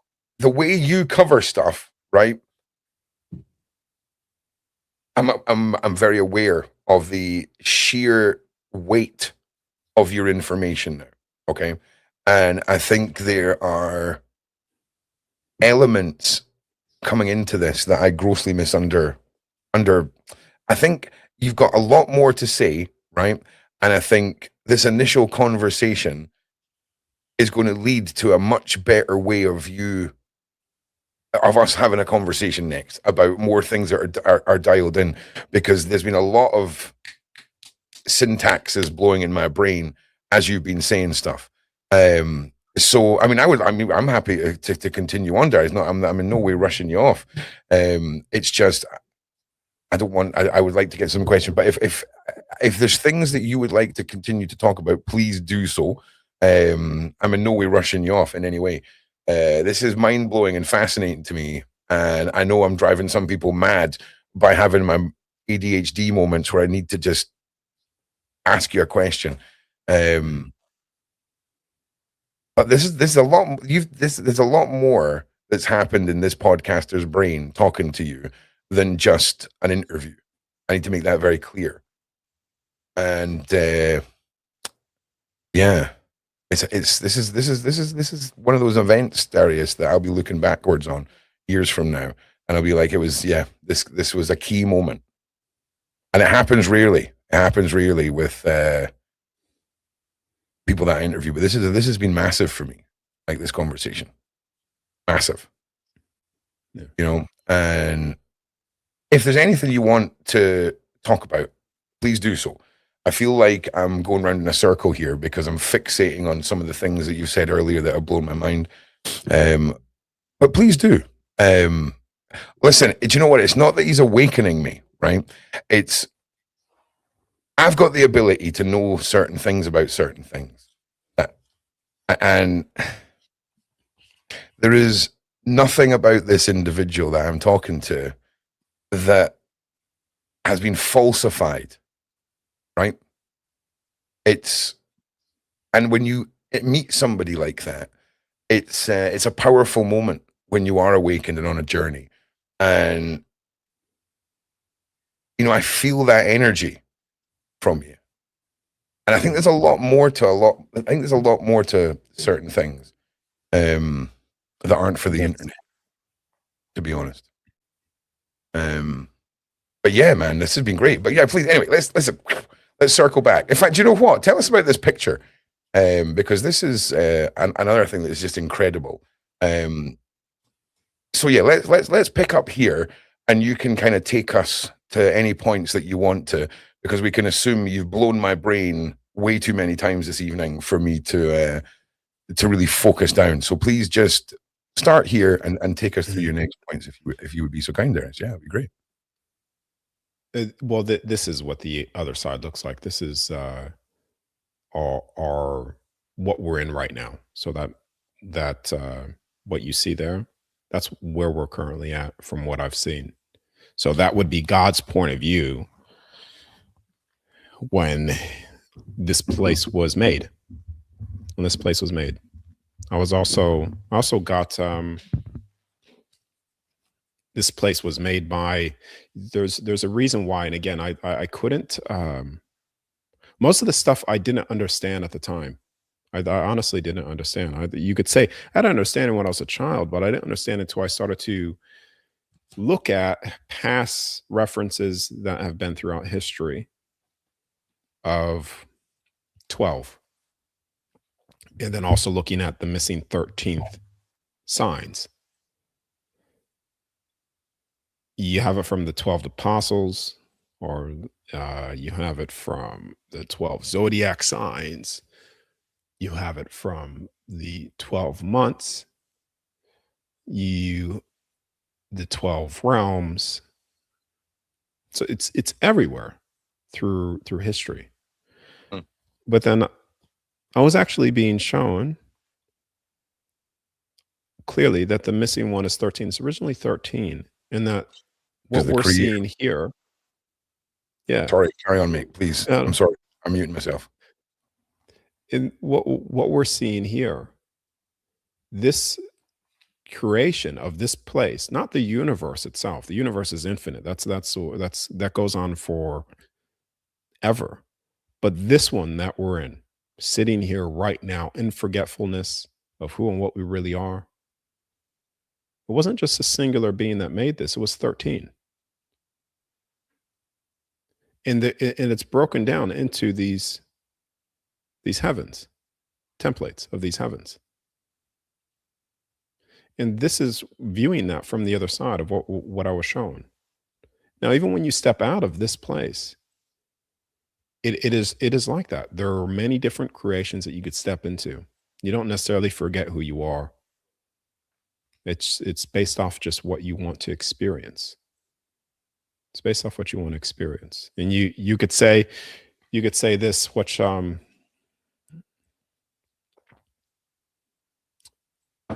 if you could imagine for a moment that your mind, your soul thought of everything that it could possibly think of experiencing it. And you did, because you did. Because a lot of these thoughts that we have, imaginations, they come from somewhere. They're places that are real on the other side. And you come to a point where you go, well, what is the unexperienced? And you could say the unexperienced would be the illusion of what it's like not to be connected to the source of all things, God itself. And that's this creation. But not meant to be of where we forever lose ourselves. No, it's a stepping in process to temporarily forget to remember and turn back into who we actually are. The original design of this is to step back into that God state, that love state, that frequency, and bring the very heavens itself here. That's the original template and design. So that's what we're in. That's what I've been shown, and I was been shown even the past of this place too. Much more beautiful than this. Think of Avatar. There's a lot of floating things that I could fall off an Avatar, bro. Right, but I get your analogy, and you know, I knew exactly what this image was before we talked about it, and you explained it in the show.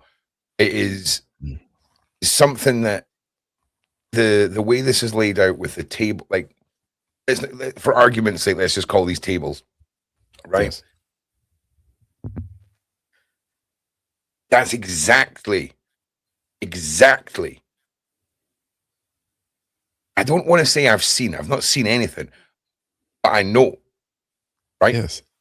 And I don't question the knowledge. I believe in the knowledge, It's right? imprinted in your soul. Right. Yeah, but keep on going. Keep on going. Right. It's people question too much. Okay. And you've got to learn not to second guess your instincts, because we're too programmed. When someone says, "I'll think of a number," and a number pops in your head and you instantly go, "Well, it can't be that one. I really need to think about this now." No, it's the opposite of that. And this image, this it's and I don't know how I know, but I know exactly what this is. And yeah, You see the thing is too, like with teaching people how to leave their body and see this. Like I have 89 now. I believe it's 89 testimonies, mhm. which it's people sharing what they see. A lot of people have seen this. A lot of people have seen this very thing. Mm. And this is the thing. This is where we all see these eventually. We'll go back and we'll see this. You know, everything, every single one of us were fashioned in purity. This whole thing was fashioned in purity. The very stars were placed here. Everything within here was placed. The stars are they're actually gateways into certain kingdoms. They're not what we've been told. One of my experiences that I had, I remember it. It was two. I'm out of my body, and just to let you know, when you come out of your body, it's not what I'm talking about. This is not a done by any drugs. It's a controlled state. It's no different from a near death. You could shut down your body where your electromagnetic field shuts down.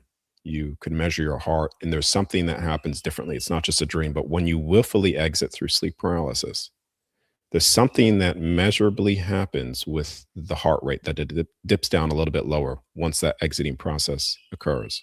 It feels like a near death, but just to let people understand what it is when I'm seeing these things. And I'm out of my body, and I'm looking at the stars.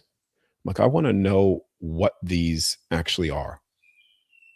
Like, what's the, all right, I know what people have told me, but what is it?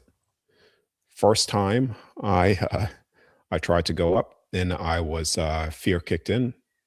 I Mm. stopped. There's something there almost like I didn't want to see. Then the second time I came out, I actually did it. I went right up, seen the star for what it is, and it's nothing but, think about a wormhole.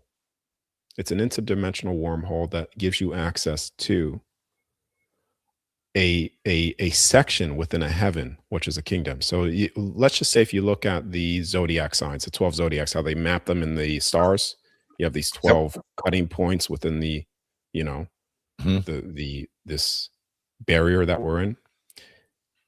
Now, each one of those sections, like, you know, there, all those little stars within those sections are different kingdoms within that heaven. So, for Just example, like like the just like kingdom we of have, like Aries, uh, for example. Yeah. Like well, a I'll explain. I'll constellation. explain it. Yeah, okay, sorry, Yeah, sorry. Okay, yeah. I'll explain it. So think about how we look down here, and we're reviewing this whole face that we're on, this plane that we're on, Mhm. and you have America. America has 12 states. No, I'm joking. America has 50 I'm states. listening, Darius. Okay, you can drop them in, but I'm dialed in, bro. I am Okay, dialed okay, in. Okay, okay. All it's right. hard enough to keep myself from shutting up. I've got to keep muting myself. But Okay, yeah, hold no, on. I right. got Carry you. on. Carry on. I Carry on. got you. Uh, when you look down at America, you know, you see all the states. You know, America's a country. You know, the states.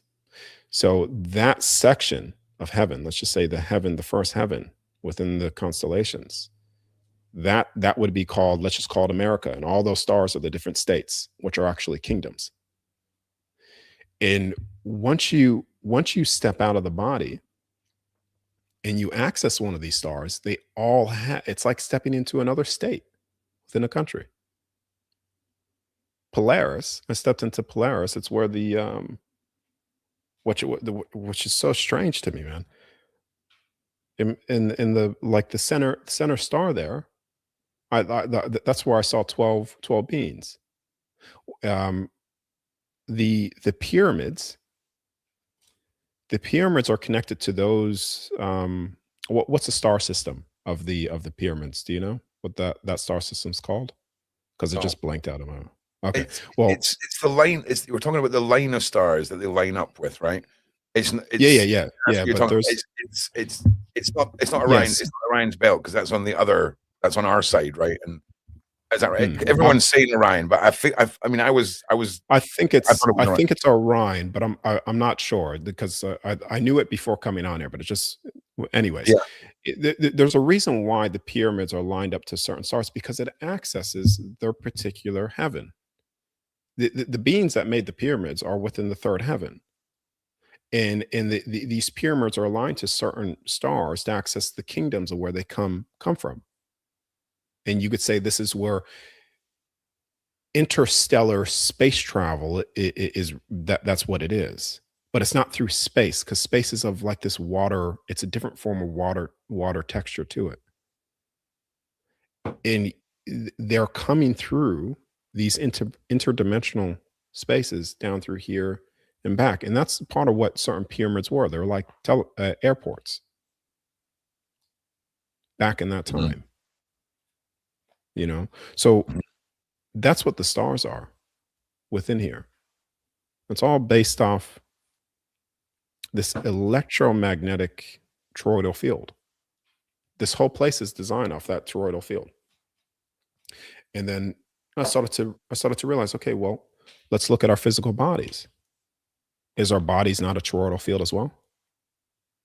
An electromagnetic toroidal field. It's generated from the Mhm. heart. Yeah, It does and the same thing. we do, yeah. Mhm. In the bodies, okay, the bodies when they are fully online hold the capabilities of even interdimensional space travel. This may seem out there, but even the bodies themselves holds the blueprint for interdimensional space travel. When you look at let me give you some context. When you look at certain paintings of religious texts where they show you certain angels coming from the stars, but they're physical beings, not in a spacecraft. Some of them are, but some of them are Yep, just like I'm with you. in their physical form in a star itself, because they were traveling. Those beings were the very ships, the very craft, able to go. You see, this physical reality, when people hear me say that, they cannot understand that concept of reality because we're bound to the physical senses of that 1% of light spectrum. Right. But Yeah. yeah, Yeah, but well, it's we were online. yeah, And the thing is it's not that we were online. The thing is people are coming online again. yeah, yeah. And I think when people have got to understand the vessel and the shell, right, that holds the being that shifts into these places that Darius is talking about. It's imagine your body is a USB stick, right? And that single file on the USB stick is your personality, your consciousness, your ability to comprehend, and all of that. And you're dragging and dropping that file into places, and then dragging it back onto the USB drive. The USB drive stays in the same place, right? But the consciousness is what is moving around. And I think people, when they imagine leaving your husk, your shell, whatever you want to call it, and then returning to another physical form when you have gone on your journey, so to say, is where people can't get their head around because we've been so conditioned to imagine it as like we're mystical, misty objects and things like this. But it's so much greater than Yes, what we've been and conditioned to believe. let me add that in too. Again, Mhm. I've said this before, and I understand that thought process because did you know or what I said before, I was trying to disprove myself because I remember having an experience while I was in contact with the being, and I said, "Is this real? Is this real? I'm not hallucinating." She reached down, she picks up the sand, she says, "This is as real as the place that you came from." Now, this can be verified. I have testimonies of people verifying this. Again, you look at the CIA, why are they investing? Just ask yourself this question: why do they invest millions of dollars into remote viewing, psychics, children with certain abilities? Yeah. Why are they doing this? I was able to validate and confirm things in real time. And it's not just, okay, yeah, I've been able to do that, but so many people are already doing it. The thing is, Ron, this is a great, great thing for the people that are skeptic. It's actually really great because right now, the things that I've shown people how to do this, guess what? You can't stop it now. These people know that it's possible. Mhm. They know that they could verify these things, and they know how to do it, and they know how to share it to people. Yeah. There's too many people knowing how to do this process within their body, to shut it down, to leave it, to do what they try to put in secrecy. Isn't it funny that what they try to put in secrecy, people will laugh at? Ha ha ha. Oh, you're talking about this. And they mock it, they laugh at it. But it's this very thing that they are putting in hiding from you, because it's really the answer to you and for you. This isn't about just remote viewing. Look at this special trick. That's not what I'm talking about. I'm talking about accessing the very place that you came from before you were born here, the beginning of yourself. And everything in between, Darius. You know, everything in between. And when you talked about giants and their ability to project their consciousness, when we talk about MK Ultra, when we talk about mind control, when we talk about all of this, right? The conversations I've had this year line up directly with everything you're saying. It's not it's mind control, but it's more like mind downloading, right? And it's exactly the end game tool they're suppressing in us is our ability to transcend their control. And I know I keep repeating this, right? Mm. But I've just had another one of those moments, and right, I need to circle this for a second, right? And do you know what? I don't think I can ask you the questions I want to, because the answers will facilitate the fear that you do not want to promote. So there might be a couple of questions I ask you after this, because Okay, let me just add this when you're please do. talking, and then you could the remembering this gives you access to the infinite itself. Okay, when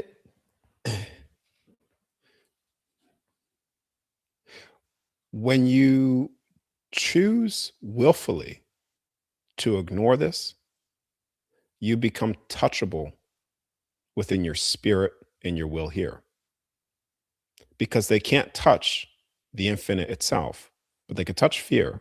They could just keep on promoting fear in you, and then you touch yourself. You bring yourself down further and further and further down into that spiral. But this is, we have been told and taught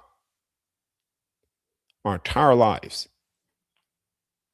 that this is running out, food is scarce, all this. Ooh, let's be very scared. Scarcity, all manufactured.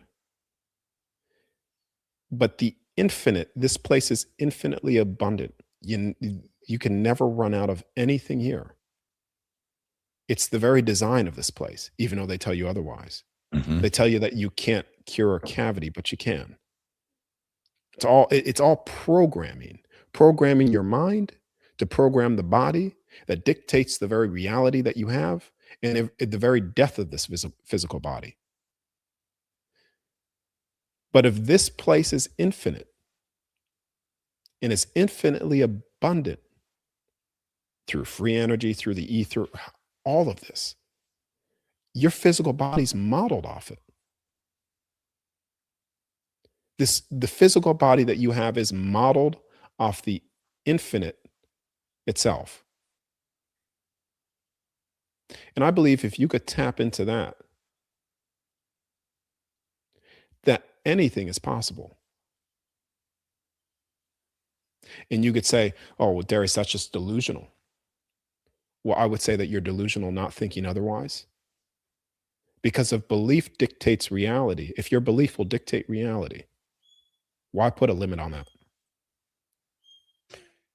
Do you know, I hear you. And it's, do you know, the sad answer, and I've said it before, the simplicity of what you're discussing, right? The simplicity of the things that I talk about. The only thing that becomes more simplistic than the love and the belief and the searching inside yourself is their capability of derailing us at every turn, Darius, right? And it's the belief that there's not enough good to go round. And it's so simple to convince us all that there's limitations. And you just said it yourself, with food, with energy, with all of it. But it stems from this, well, if we can convince them there's not enough good to go around, we can convince them of anything. You know, and all of these sayings like that come from somewhere. And there's a reason they call it spelling, right? But we're not going to get into all of that. But you hit the nail on the head.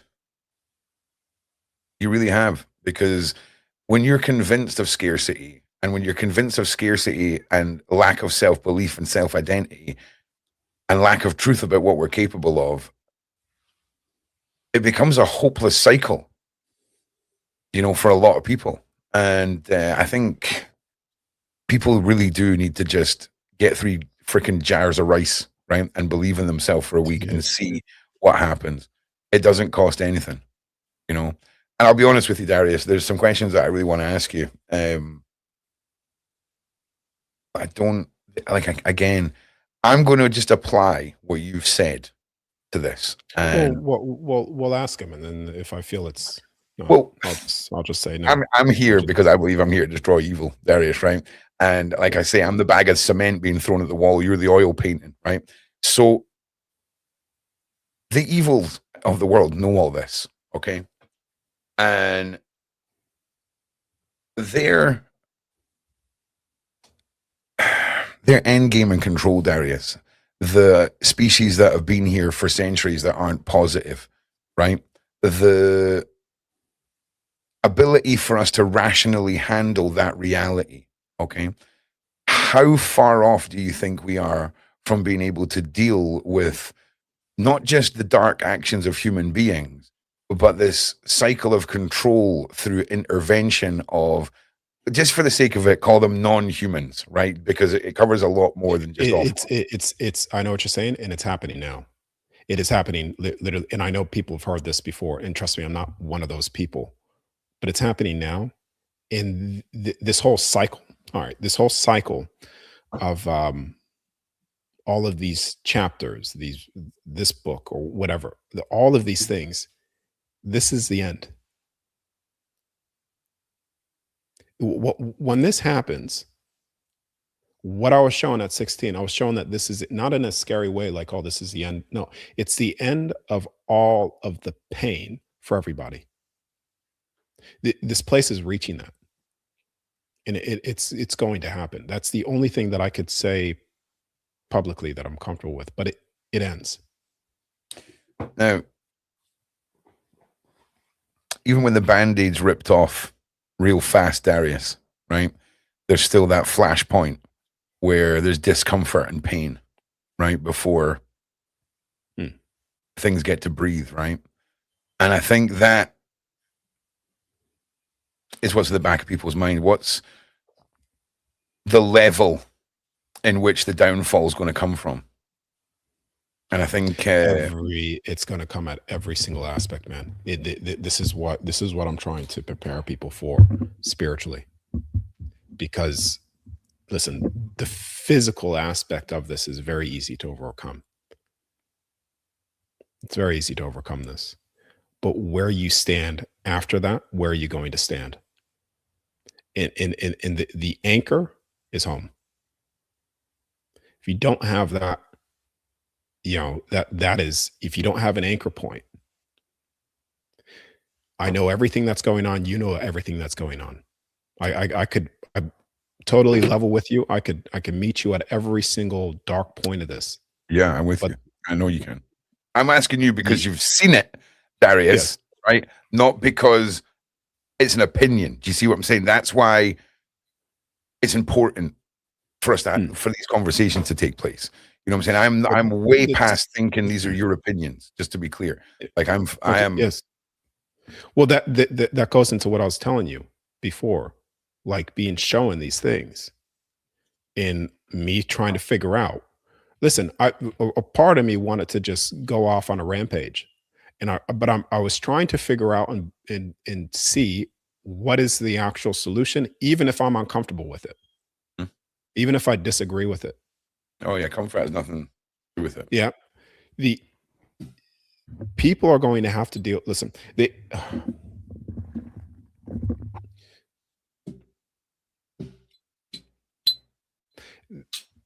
everything that they say is they're going to do has already happened to people. They've already done it to you. Okay, yeah. Great. They've done these things to this creation, to your physical body. We realize this. Where do you stand? You're going to get angry, pissed off. Okay. You do all that. Let's just say, let's follow that train of thought. You go towards the darkest hatred that you could possibly bring up within yourself, and you go for it when it's revealed to you. All right, that fizzles out. Where do you stand next? That's what I'm trying to reach, that anchor point there. Mm-hmm. And sort of bring people, almost prepare them for that moment, so it's immediately slingshotted back to them, to that foundation of truth, of love.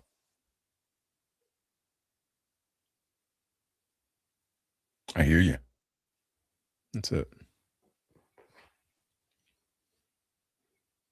Damn. I need to like sit down with a blanket and a pot of ice cream and just like be in a safe place, right? From like after this chat, because the mind, the dots you've connected and the knowledge you carry, Darius, the experiences you've had, they are thrust upon you. Okay. And let me ask you this. Would you like to like rent ignorance for a weekend and just let go of all this and just for a moment not have the weight of this on your shoulders? Just for a weekend, bro. Just for a weekend. You can come back to it on Monday, right? But like Friday 5 p.m. you can clock out, because I imagine what goes on inside you, most of us couldn't comprehend the layers of which you have suffered, right? To just be sat here in front of us. I really don't think many of us could grasp it. And what is that weight like?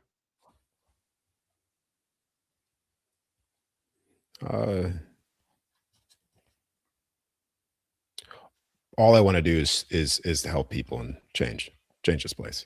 That's the only thing that keeps me here. So okay. I personally don't want to waste that. I hear you. Good, honestly. This has been an incredible conversation, Darius. Okay, and yeah, we're definitely going to be in touch, because, and when I end this, stick around for 2 minutes, because there's a couple of things I need to say to you. But This has been an incredible conversation. And I want to thank you for everything you're doing. All right. Everything you've done, all the people you've touched, and for staying true to how you have to explain all this. You know? Thanks. So incredible conversation. I'm going to be talking about this for decades, this conversation, mate. This moment where I met you. And we're going to talk about that in our time. But Darius, we've got your website, we've got your links. I'm sure everybody's going to be making sure that they go and find out more. I think a lot of metaphorical jars have been opened, and I think those jars are willing to be filled when the knowledge is coming from a place that is as pure as your intention and your belief and your intent that is carried on every single word you say. You know, everyone can see that, and it's rare. And this hand is talking to me. Can you tell us a little bit about the hand of truth before you go? It's it just stands for truth, integrity, love. So when I was when I had an experience where I was showing my life review and the love that I withheld, like that brought me to my knees. It was just people in my life that I withheld things that was unnecessary. And then I asked, I said, so what's the point? Like, what am I supposed to do? And they said, I'll do what's considered the great work. And I know the great work has a Masonic symbol to it, but that word has been hijacked from what its true intention is. And that's to awaken all people. You know, they've hijacked a lot of things, a lot of words, symbols, the rainbow. They turned that into the what you know. Yeah. But it was basically just like imagine like when you're in court. Why do you raise up your hand? Put it on the Bible. It's like it's an oath to stand in that. That's what that represents. That's the only thing. It's to speak truth, even when it's uncomfortable. That's it. Darius, thank you so much. And please just stick around for a couple of minutes and I'm sorry we never got to any of your questions, everybody. I tell you what I'm going to do. I'm going to take a screenshot of all of this. And if Darius has got time to come back, we'll make sure that there's a dedicated Q&A section. But until I know that second interview is happening, it's just been too important to listen to the points that we needed to be brought up. And I just want to thank you all for being here. I want to thank Darius for being here, giving up his time and all the work you do. Thank you to the Sean Atwood channel. Thank you to the mods. Thank you to the admins for doing your job.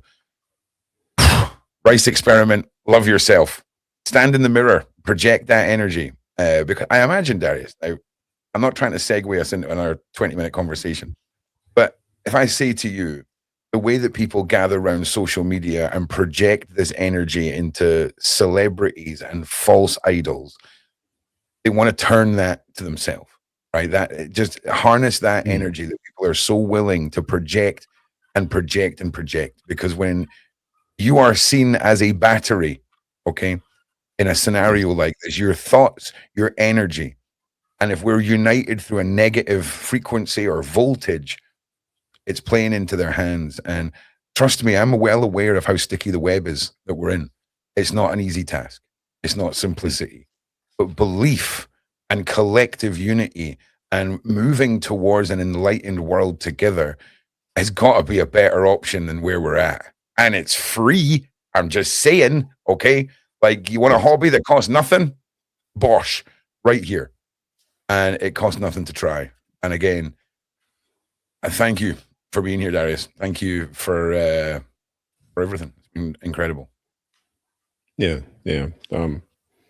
Sorry that I couldn't get to the comments, or we couldn't get to those either. But look, appreciate it. Listen, I'm happy to sit here and go through them. I really, really am. It's okay. I'm aware that we're hitting almost at 2.5 hours, and I just don't want to. I don't like imposing onto people. If I could do 15 minutes. 15 minutes, great. Okay. Yeah. Okay, this 50, is one that's not 50, not 50, yeah, 50. yeah, 1-5. Yeah, I'm with you. I'm with you. Okay, So, okay. yeah, so this is a lot of people have asked about the afterlife, and do people and pets stay with us after we die? And consider this quick fire round, Darius. Now I know you're not Yes. a quick fire guy. Okay, yeah, I will. Yes. Yes, you do. Okay, right. Pets are there on the other side. Pets are there too. You see, I agree with that too. Okay, Darius, do you think the moon landing was legit? Going back then would have been like wrapping yourself in tinfoil. Okay, moon landing. No, How no, it's false and it's fake, and the second one is false and fake too. I can just see this is like the most uncomfortable part of this interview where Darius having to give short question answers, right? You know what I'm saying? That like oil painting speech. Again, I reflect you back to that. Can you tell us more No, about the no. original pairs and the animals? What purposes of our pets? I know they have souls. Okay, so original pairings, people have done things through lifetimes or different creations on the other side. So a pairing, some people come in here with a group of pairs, two pairs, and you could call it a clan. That's what pairings are. It's based off you could say your vortex of energy, your soul family Soul that tribe, right? do things Exactly. 100%. 100%. Exactly. So, and I've already answered the pet thing. The Yeah, 100%.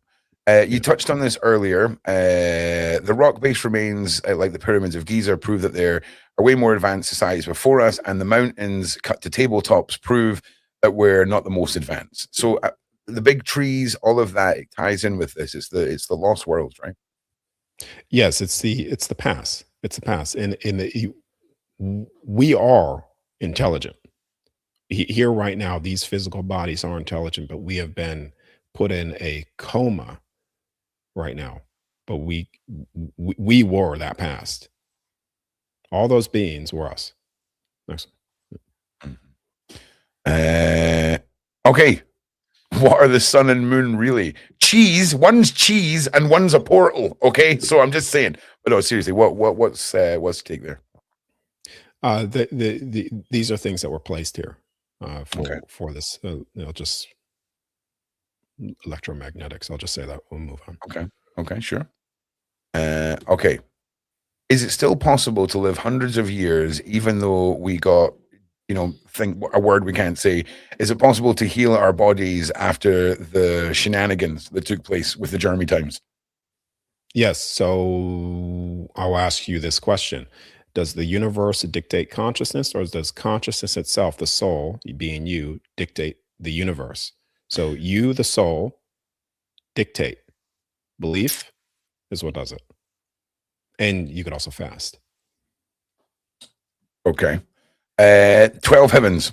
Please tell us about when the 12 heavens open up. What will happen? That's part of celebration.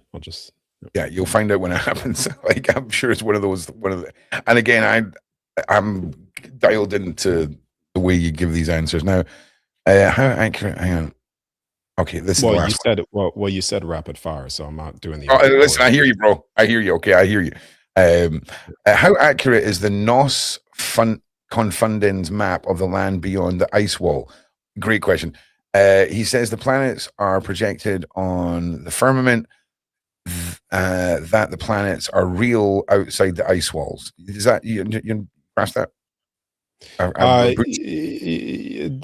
There's a documentary with Dave Wise that I did. I would watch that because I can't articulate that right here. Sure. No problem. Yeah. Okay. Dave Wise, you'll see it. No problem. He's also great guy as well. Yeah. When all the heavens open up, will everyone instantly understand, or will we need help and guide to calm them? Great question, because I often wonder that too. So when they open up, what?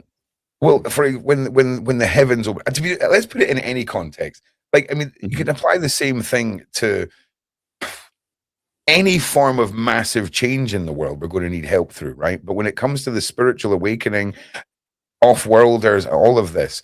Gotcha. I think we will, but I mean, specifically says when the heavens open up, but it includes so much more than just the heavens, Yes, for for some people come as a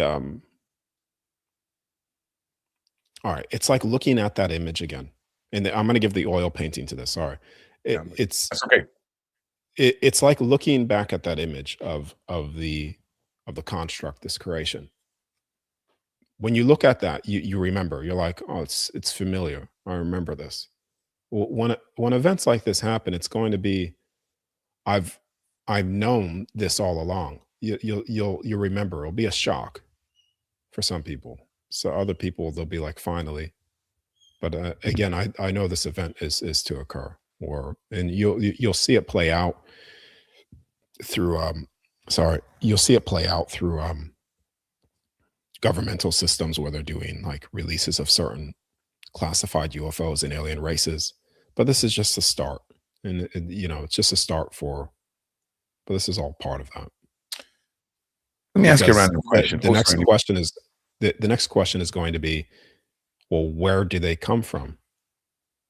And it's then this place is going to have to be disclosed to people at some point. It's not the who, it's the where that's the big problem. Is there any truth to the Anunnaki creation story? Did they seed our planet with animals, marine life, and create humans using their DNA? If so, then are some of us worshipping false gods? No, it's just an easy one there for you. Just an easy one there for you, Darius. Easy one. No. I don't. It's that story isn't. No. No. Okay. What's your view on that, Ron? Oh, listen, Ron has a lot of things in his head, right? And he doesn't know exactly where it comes from or which is like a memory or a fact, right? But for me, sorry, go ahead. That's okay. So I feel like this particular planet we're on, when I look at the data of our known universe, we are a very distracting planet. There's birds, there's water, there's a breeze. And I feel like when we analyze that in the grand scheme of creation, they want us distracted on this planet, enjoying ourselves and having a nice life. And then I ask myself, creation doesn't always work like that. And then we look at what science says about our DNA. There's a lot of junk in there, Darius, right? So we have perfect evolution of a planet, but an imperfect evolution of its main species with a bunch of junk DNA. I feel like I'm part of a seed bank, right? Where a little bit of all the things that have ever been created went into us. And regardless if that came before or after our creation in the grand spectrum of the creators, I feel like our planet, our species, our souls have a much greater path to play out than we can ever imagine. And I think our survival and our physical bodies are essential to the survival of a lot more. I don't want to say the universe because it's way bigger than that. I don't know the words, bro. I'm a bag of cement. You talk like a beautiful oil painting. But for me, I feel like we are an essential key in a massive spiritual energy frequency world. That's what I believe.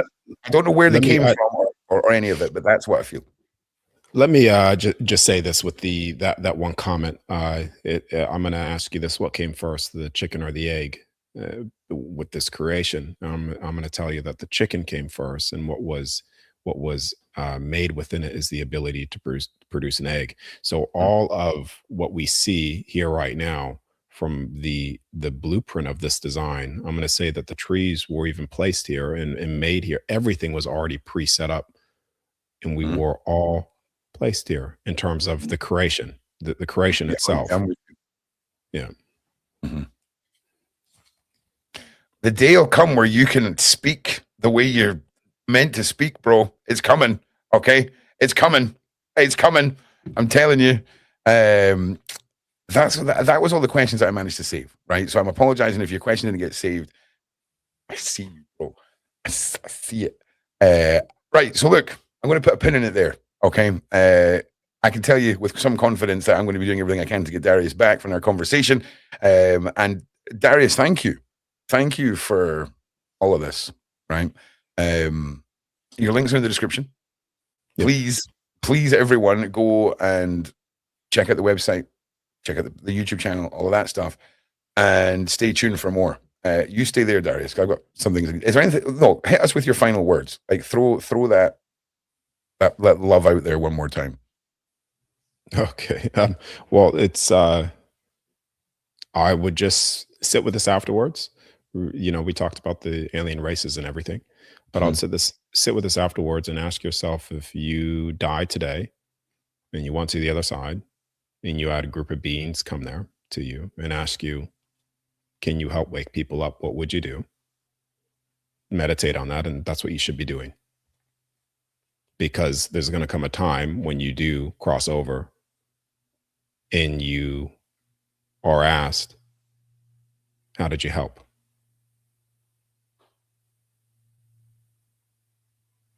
That's it.